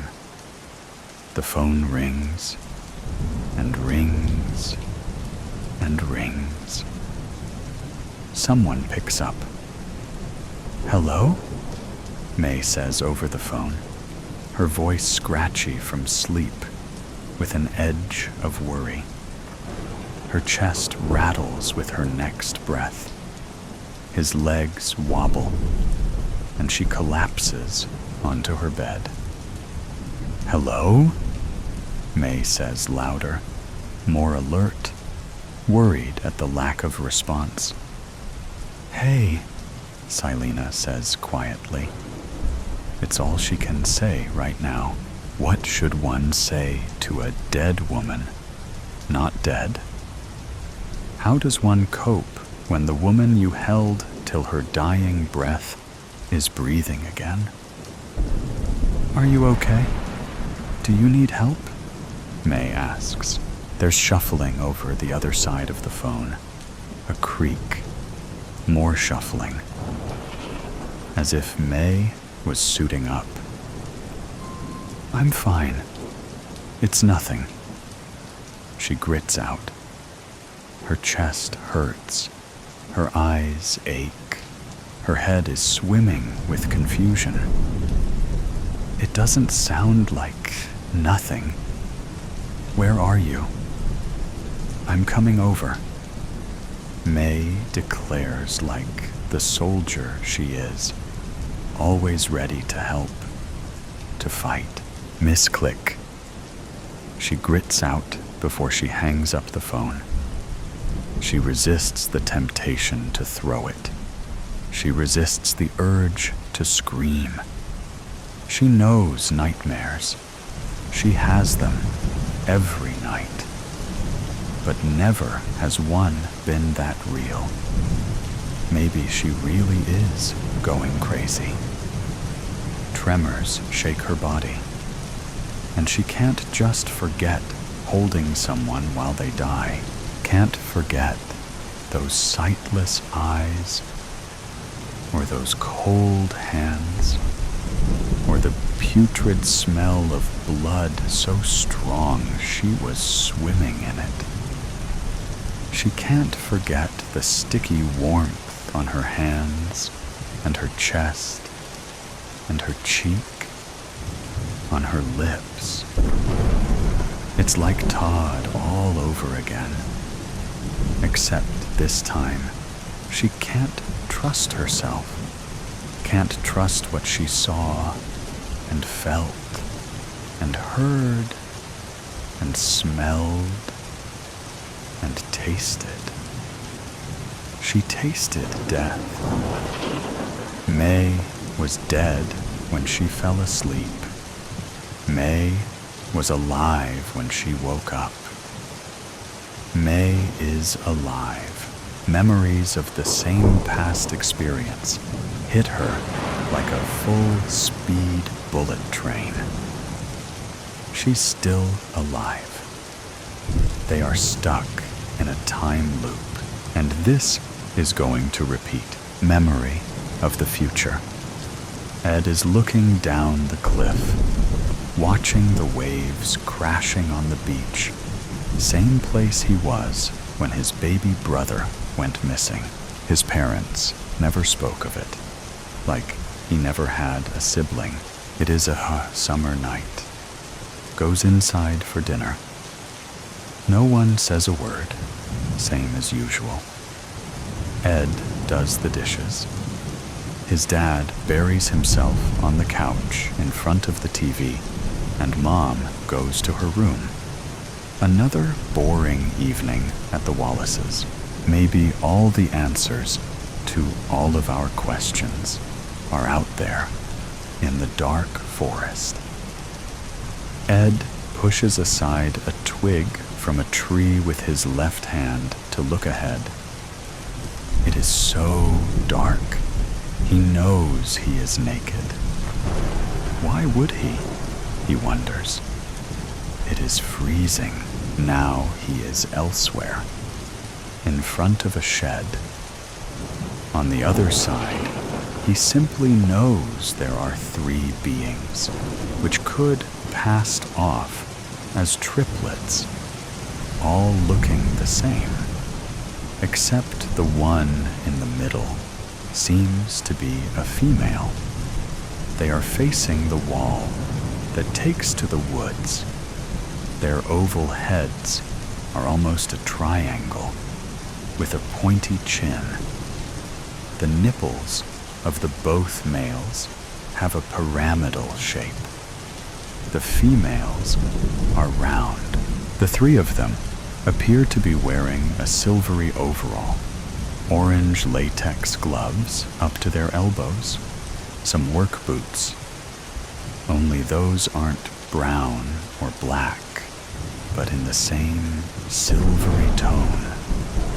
Or are they? Their actual feet. They got only 2 toes, the eyes completely white, no pupils or lids, and pointy ears, like they were elves from a fairy tale. They seem to albinos, the skin so white. They are staring at Ed like the shed was gone. He can also see them clearly. The walls appear invisible. Ed doesn't know what to do.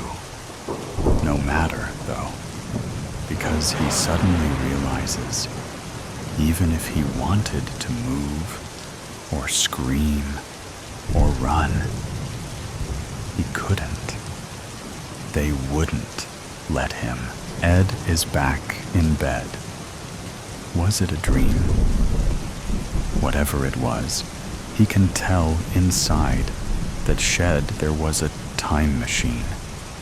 A young boy went there every night to build it, so he could get back the girl that ditched him. He was too. A lone one. Ed goes to school like it's any other day. Does not pay attention in classes. He looks out the window and sees the boy that built the time machine. He is a mysterious one, skipping stones at some lake. Back home, Ed is sitting on the grass, next to the cliff, still with those 3 beings on his mind. He wonders who they were and where. Where did they come from? And why? What could they possibly want with him? Ed takes a shower, same as every afternoon, after he is done with his homework. And before they have dinner, he is finished cleaning up, and water is running down his body. He goes to open the curtain to get out, but he opens some kind of vortex. He can see a galaxy light years away. In the middle, a throne with a Nordic woman with her child in her arms. As soon as he looks into the woman's eyes, he's back in his bathroom, all silent at the table, barely looks at his plate during dinner, let alone touching his food. His parents eat and leave as usual. His thoughts still on that woman and the throne and those three beings he saw the other night. Once on his bed, pulls the sheets up to cover his body, and something gets his attention. There is a huge man on the corner, both hands hugging his knees, showing some concern on his face. Wearing a robe and sandals, must be at least 13 feet tall. Turns around and looks into Ed's eyes. Ed wonders what troubles the giant. The boy that built the time machine pops into both their heads, or into the man's. But Ed can see it clearly, as if he himself was seeing the boy, carrying a box with tools, walking to the shed every night. He must have really loved that girl. Ed is certain he wasn't dreaming when he saw the giant, and neither is he now. The boy has been going to the cemetery in the middle of the night for several weeks, desecrating more than a few graves. Now he's put together a body from parts of some of the corpses he's dug up. And next to the body, he's put a photo of the girl who left him, in the hopes that some part of her essence will enter the empty vessel. As some modern Frankenstein, he intends to give life to the body by means of electricity.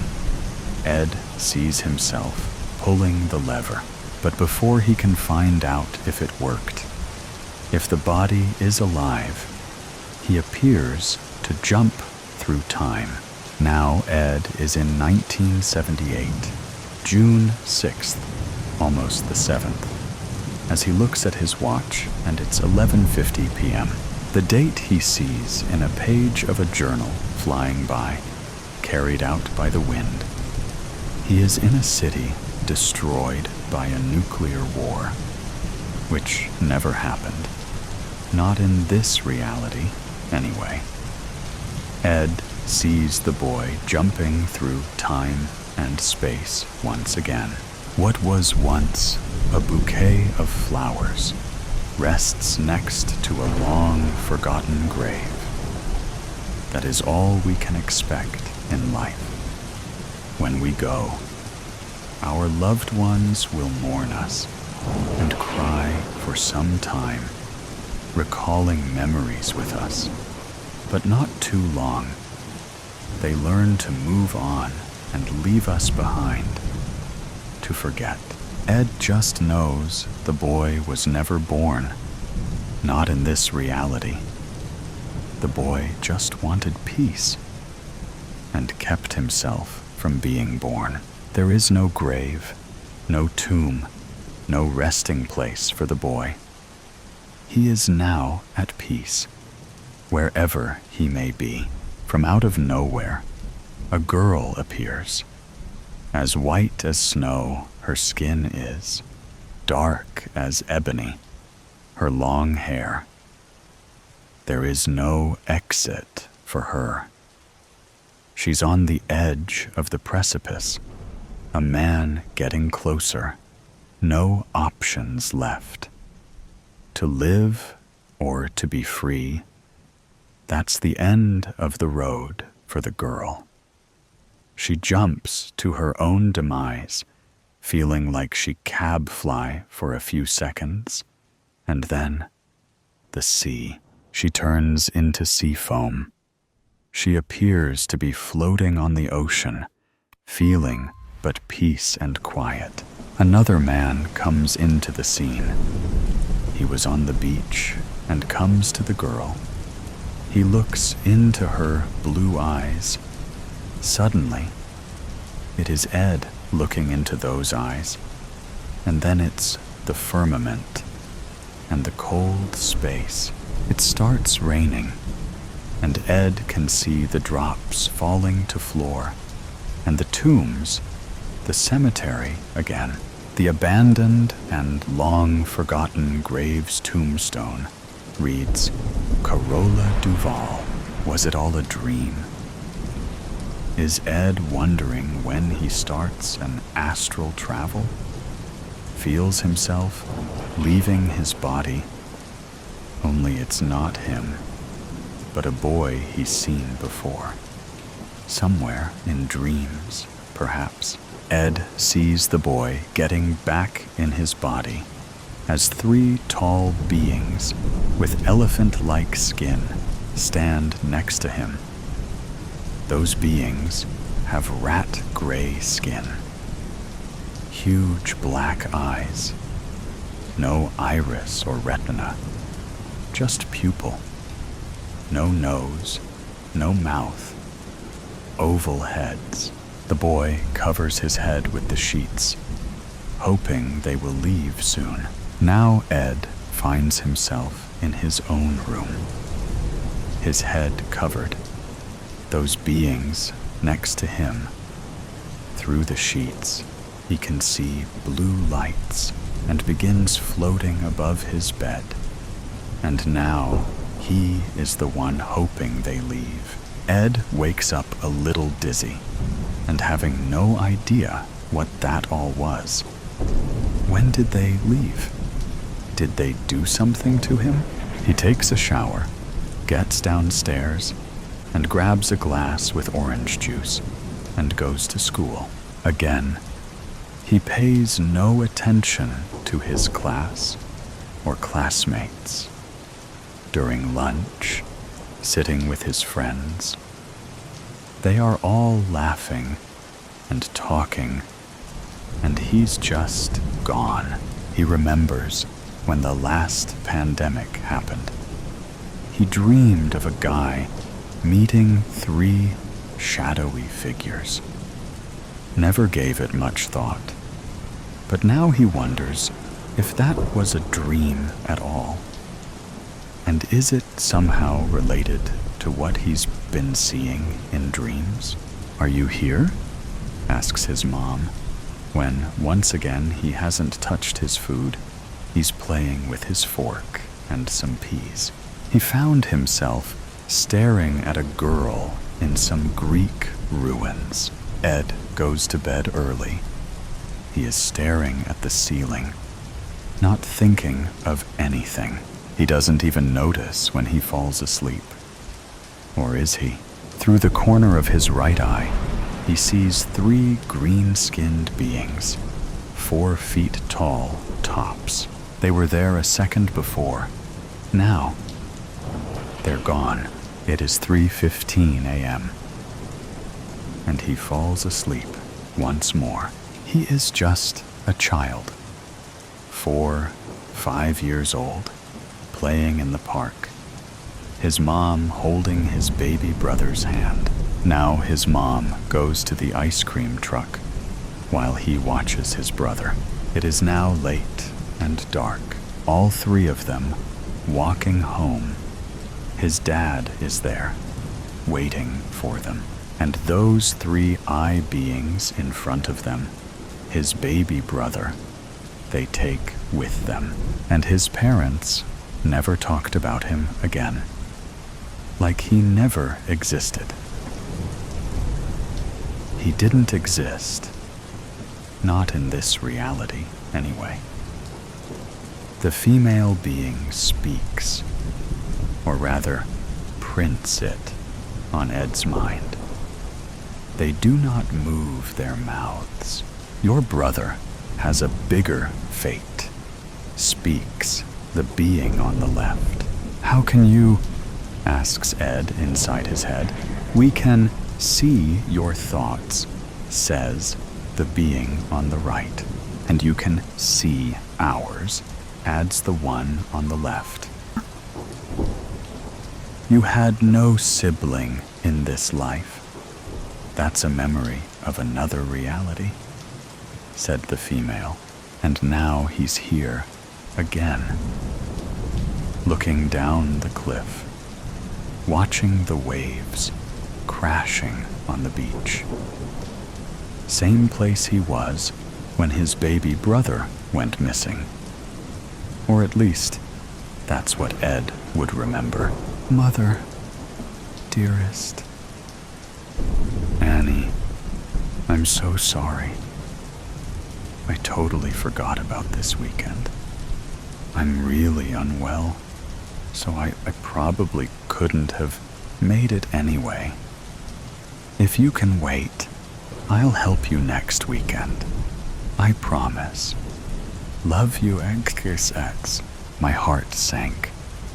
Sarah was unreliable, and she does this all the time. But I really thought she'd come through this time. I suppose I thought that every time, but this time I was hoping it would be different. I knew deep down that our friendship was slipping away. We both led totally different lives, but I felt it would be quite a shame to let a near 20-year friendship fade into nothing. It was clear where she stood on it, however, as she was putting less and less effort into her lies. Next weekend would turn into next month, and next month would turn into after Christmas. By the time we got round to it, when she had a weekend where she had nothing else to do, my Gran's old house would be commandeered by rats, bugs, and all manner of weeds. It was now going to be a long, lonely 3-hour drive across the country to New Biggin, and an even lonelier weekend clearing out the house. Part of the reason I'd wanted her to come was that I didn't want to stay there overnight on my own. It was the creepiest place I'd ever been.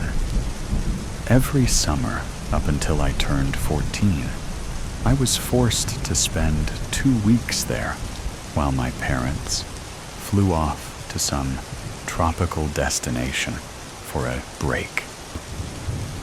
It wasn't until I disappeared the night before I was due to be dropped off that my parents took my complaints seriously. I left them a ransom note stating that I was not in trouble and that I was safe at a friend's house. I informed them that I would return home the next morning at 11, an hour before they were due to leave for the airport. When I returned the following morning, at exactly 11 a.m., my mother was already sat in the passenger seat of the car. As I walked up the drive, my father came out of the front door to meet me.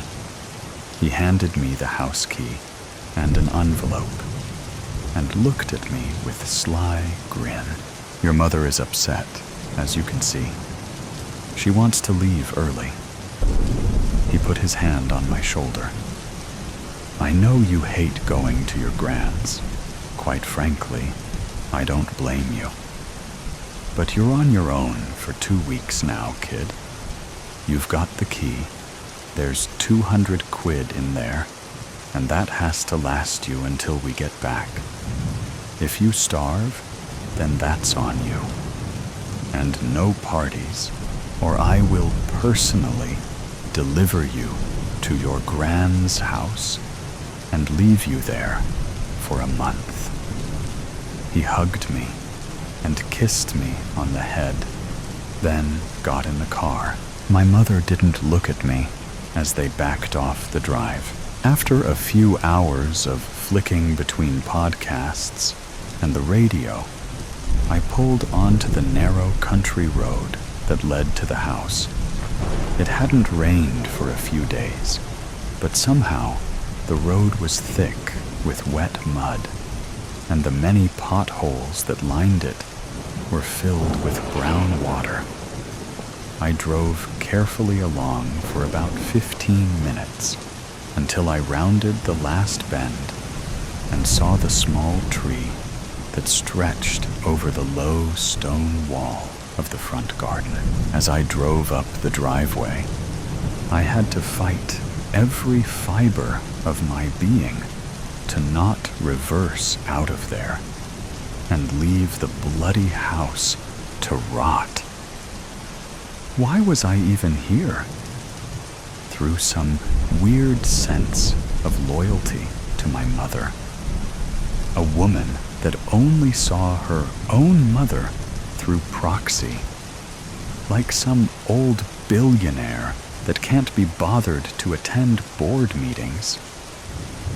She had always refused to go to my grand's house, and also refused to explain to me why. She left as soon as she was able and moved to the nearest city. Soon after, she met my father, and the rest is history. As far as I could remember, the only time she has been back since was to see my grandfather on his deathbed. Even then, she refused to stay over. I got out of the car and towed my way around more potholes to the large red front door. I pulled out the large brass key I was sent by the lawyers and opened it. It was made from a thick slab of heavy wood. I had to use my shoulder and put all of my weight into it to push it open. Once inside, I struggled to see anything.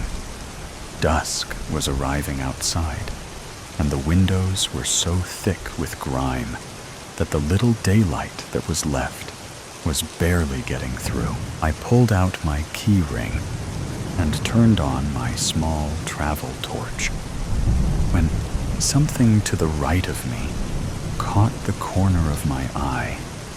Something moved. I know it did. The painting above the radiator moved its head. I swear it did. But it couldn't have. Obviously. It's a painting. My hand were tingling, and my heart felt like it was climbing a hill in a spin class. I kept the torch shining on the painting and took a few deep breaths, holding for 4 seconds and then exhaling. The painting did not move Annie. I made my way down the hallway to the main room. I retraced my childhood steps towards the large lamp in the corner of the room. I would sneak down here in the middle of the night and read all of my grandfather's old books. The only thing I actually wanted from this clear-out was his original copy of the Lord of the Rings trilogy. I would read it every summer. It was the only thing I looked forward to. I found the lamp. I fumbled around with the switch, as my hands were still sweaty. When I eventually got it on, my heart sank. The bookshelf was empty. There is very little dust on the shelves, which means it was recently cleared. As far as I was told, I had the only key, so either I was being lied to, or someone had broken in. My only hope was that they were in the cupboard at the bottom. I looked in with my pocket torch and was met with spider webs. I made to stand up, but something stopped me in my tracks. I froze to the spot. My eyes widened to the point where I thought they might fall out. I held my breath. Silence surrounded me until I heard it again. It pierced through my chest. I wanted to scream, to heave open the huge door and leave without looking back. But something kept me there. I slowly turned around. I tried to silently creep through the room, over to the bottom of the large wooden staircase in the middle of the grand hallway. But with every step came a creak from the ancient floorboards. Each creak of the floorboards seemed to reverberate up my spine. My head was fizzing. I reached the entrance back into the hallway, and I could still hear the laugh. It was coming from upstairs. I was drenched with sweat. I could almost feel the drops leaving my pores. My cortisol levels must have been breaking all sorts of records. This is insane. Why am I going up the stairs? At the top of the stairs, the main bedroom and the bathroom were to the right. On the left was my mother's old bedroom, the bedroom that I inherited during those dreaded summers. I waited at the top and held my breath, listening for the laughter. If this was all a game by some silly country kids, they would be lucky to leave with all of their fingers. After a few seconds, I heard it. It was coming from my mother's old room. Enough sneaking about, I leapt up the final stair and burst into the room. Empty. I listened again, but the laughter had stopped. I shone the torch around the room. I had to take a second to think back, to make sure I was remembering things right, as the room looked totally different to the last time I was here. It had been turned into a shrine for my mother. There was pictures of her everywhere, some with her parents, some with my father. There was one of her holding me as a newborn, some with her and friends. All of her old toys were dotted around the room on shelves and drawers. Old medals and school certificates were stuck to the walls. I didn't understand. Why would my grandmother do this? My mother always told me she was cold and distant, never showed any real affection. I always believed her, as that was exactly how she was with me. This made no sense, but who else would do it if it wasn't her? I picked up a photo of my mother as a baby. I looked exactly like her at that age. I almost had time to form a smile before being shocked so much. I dropped the picture and smashed the glass. Bright lights were flashing in through the window, almost as if someone was speaking Morse code. I made my way over to the window and saw that the light was coming from the headlights of my car. Shit. I must have left them on. I hope the battery isn't going flat.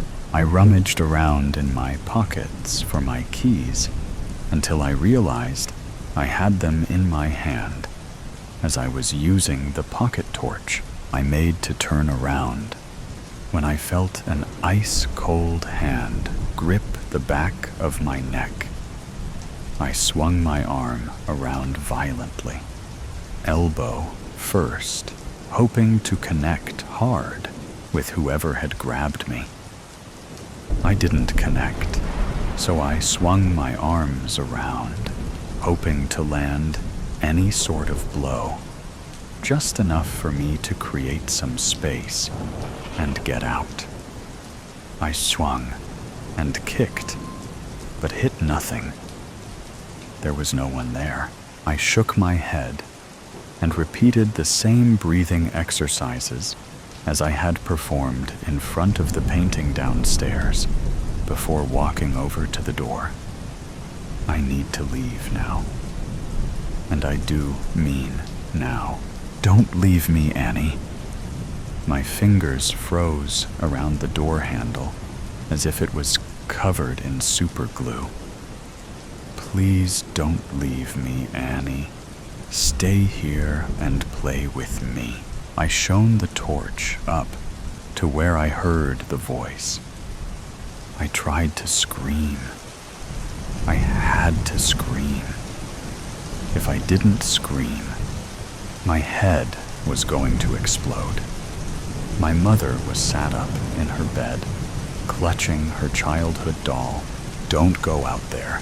If you go out there, you'll die. I don't want you to die, Annie. I want you to stay here with me forever. The scream finally left me. It left me with more force than anything I have ever felt in my life. The whole room seemed to shake. I screamed until every last breath had left my lungs. Then I threw open the door so hard it almost came off. Its hinges. I sprinted down the stairs, jumping down the last 4. I reached the front door.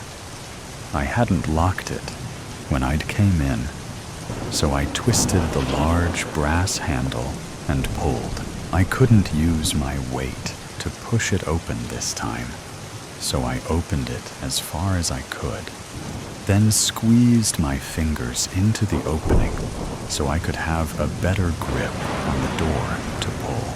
I heard the laughter again. It was getting louder, which meant it was getting closer. Annie, don't be silly. You'll die out there. Stay with me. I pulled and pulled. I eventually put my foot in the gap and pushed the door back with my heel. Once there was enough space, I squeezed through, then sprinted over to my car, swinging the door open, then diving in. I turned the key once, twice. On the 3rd time it worked. I put it into gear, ripped the handbrake down, span around, and drove straight through the closed gate. The casualty has been identified as Annie Jones after her car skidded off a country road and collided head-on with a tree. The incident is made even more tragic, as she had been driving back home after visiting her late grandmother's house to deal with her estate due to the tragic deaths of her mother and father the previous year. Our thoughts go out to her close friends and family at the unfortunate time, the betrayal. The door to the kitchen flew open and hit the side of the refrigerator with a loud thud. Cold air rushed in. You rotten bitch. I trusted you. Brock McCarthy stood in the doorway with his shoulders squared and fists clenched. How could you do that to me? His nostrils flared as he shook his head. Stunned, Clara Simmons gasped when she heard the commotion. After she regained her composure, she bristled at the hateful accusation. She placed the half-empty dinner plate she was holding in the sink. Staring into his brown eyes, she asked, "What the hell are you talking about?"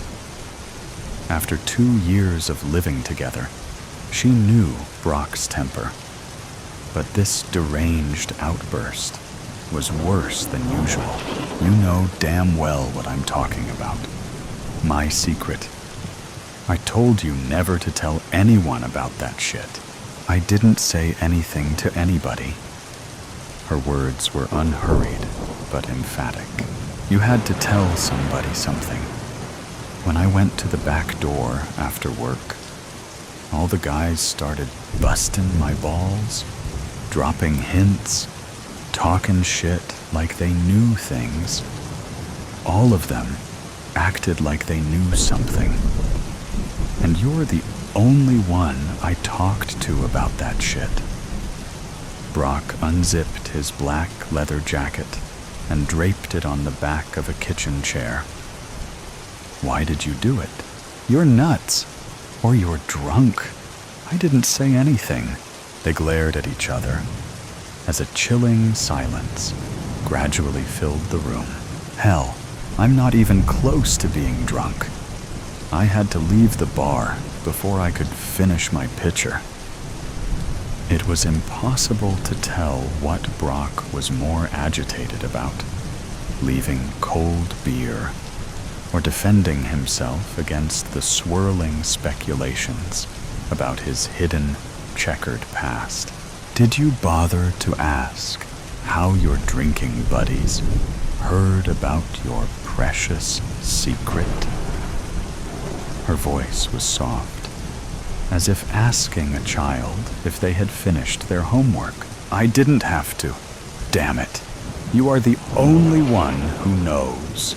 With unhurried steps, Clara walked around the kitchen table, pulling on the back of the chair. The faint scraping of the wooden legs against the linoleum broke the quiet, like fingernails on a chalkboard. She took a seat and cast her gaze towards her angry boyfriend. That's not exactly true.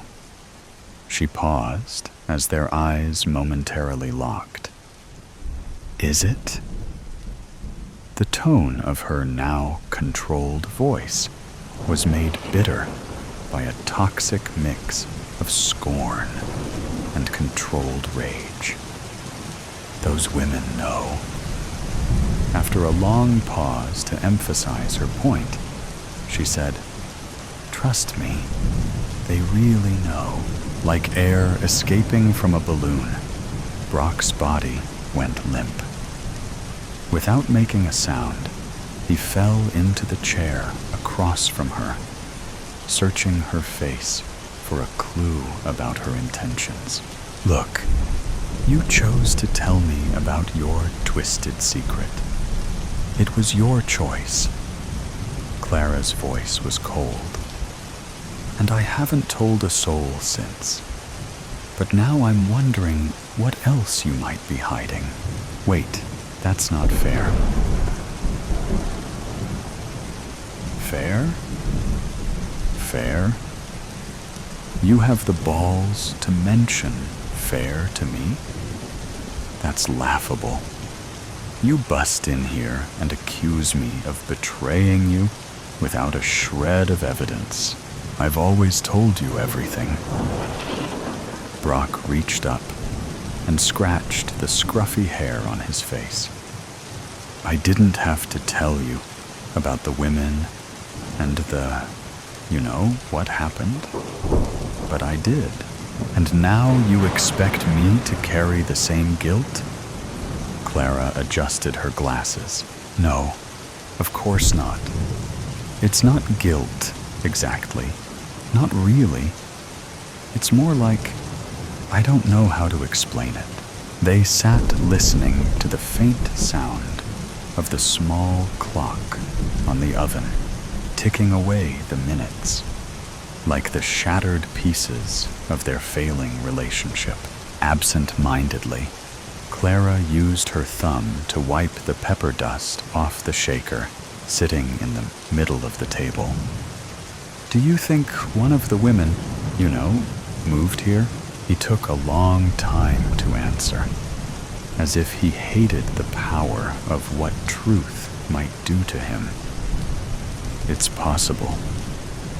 He bit the inside of his cheek a few times while he thought. Clara leaned back in her chair. "So, what will you do? I mean, if you see one of them?" She stifled a yawn as her composure returned. "There's another possibility. What if one of those women sent their boyfriend to find you? Like a trapper beating the bushes to get the snakes to show where they're hiding." Brock twisted his face into a scowl after he deciphered her meaning. Crap. He leaned back into his chair. He sat silent for a long moment. "I've never even thought about that. It was always a slim possibility, I guess." "Well, I think you had better start thinking about that possibility, because I never said a word to anyone, ever. Why would I?" Brock pursed his lips and folded his arms in resignation. Holy shit. What are we going to do now? We? Are you seriously thinking this problem is a we thing? I didn't have anything to do with that shit. I wasn't there. I don't even know who they are. This is your ugly history, not mine. Always has been. I thought we were a couple. I thought we were, getting serious. Brock's voice conveyed desperation. "Oh yeah, that was before you came in here and blamed me for something I didn't do. I don't think I want to stick around to see what else you might blame me for. No, babe, wait. You can't do that. Really, I'm sorry. I'm really sorry." Well, I guess you should have thought about that before you shoved open the kitchen door with a heart full of hate. I went from bitch to babe in 5 minutes, and I don't want to see how long it'll take next time. She placed her hands flat on the table. Calmly, she rose and ambled across the kitchen towards the bedroom. Stopping halfway, she turned and said, "I don't want to become another secret in your long history of betrayals.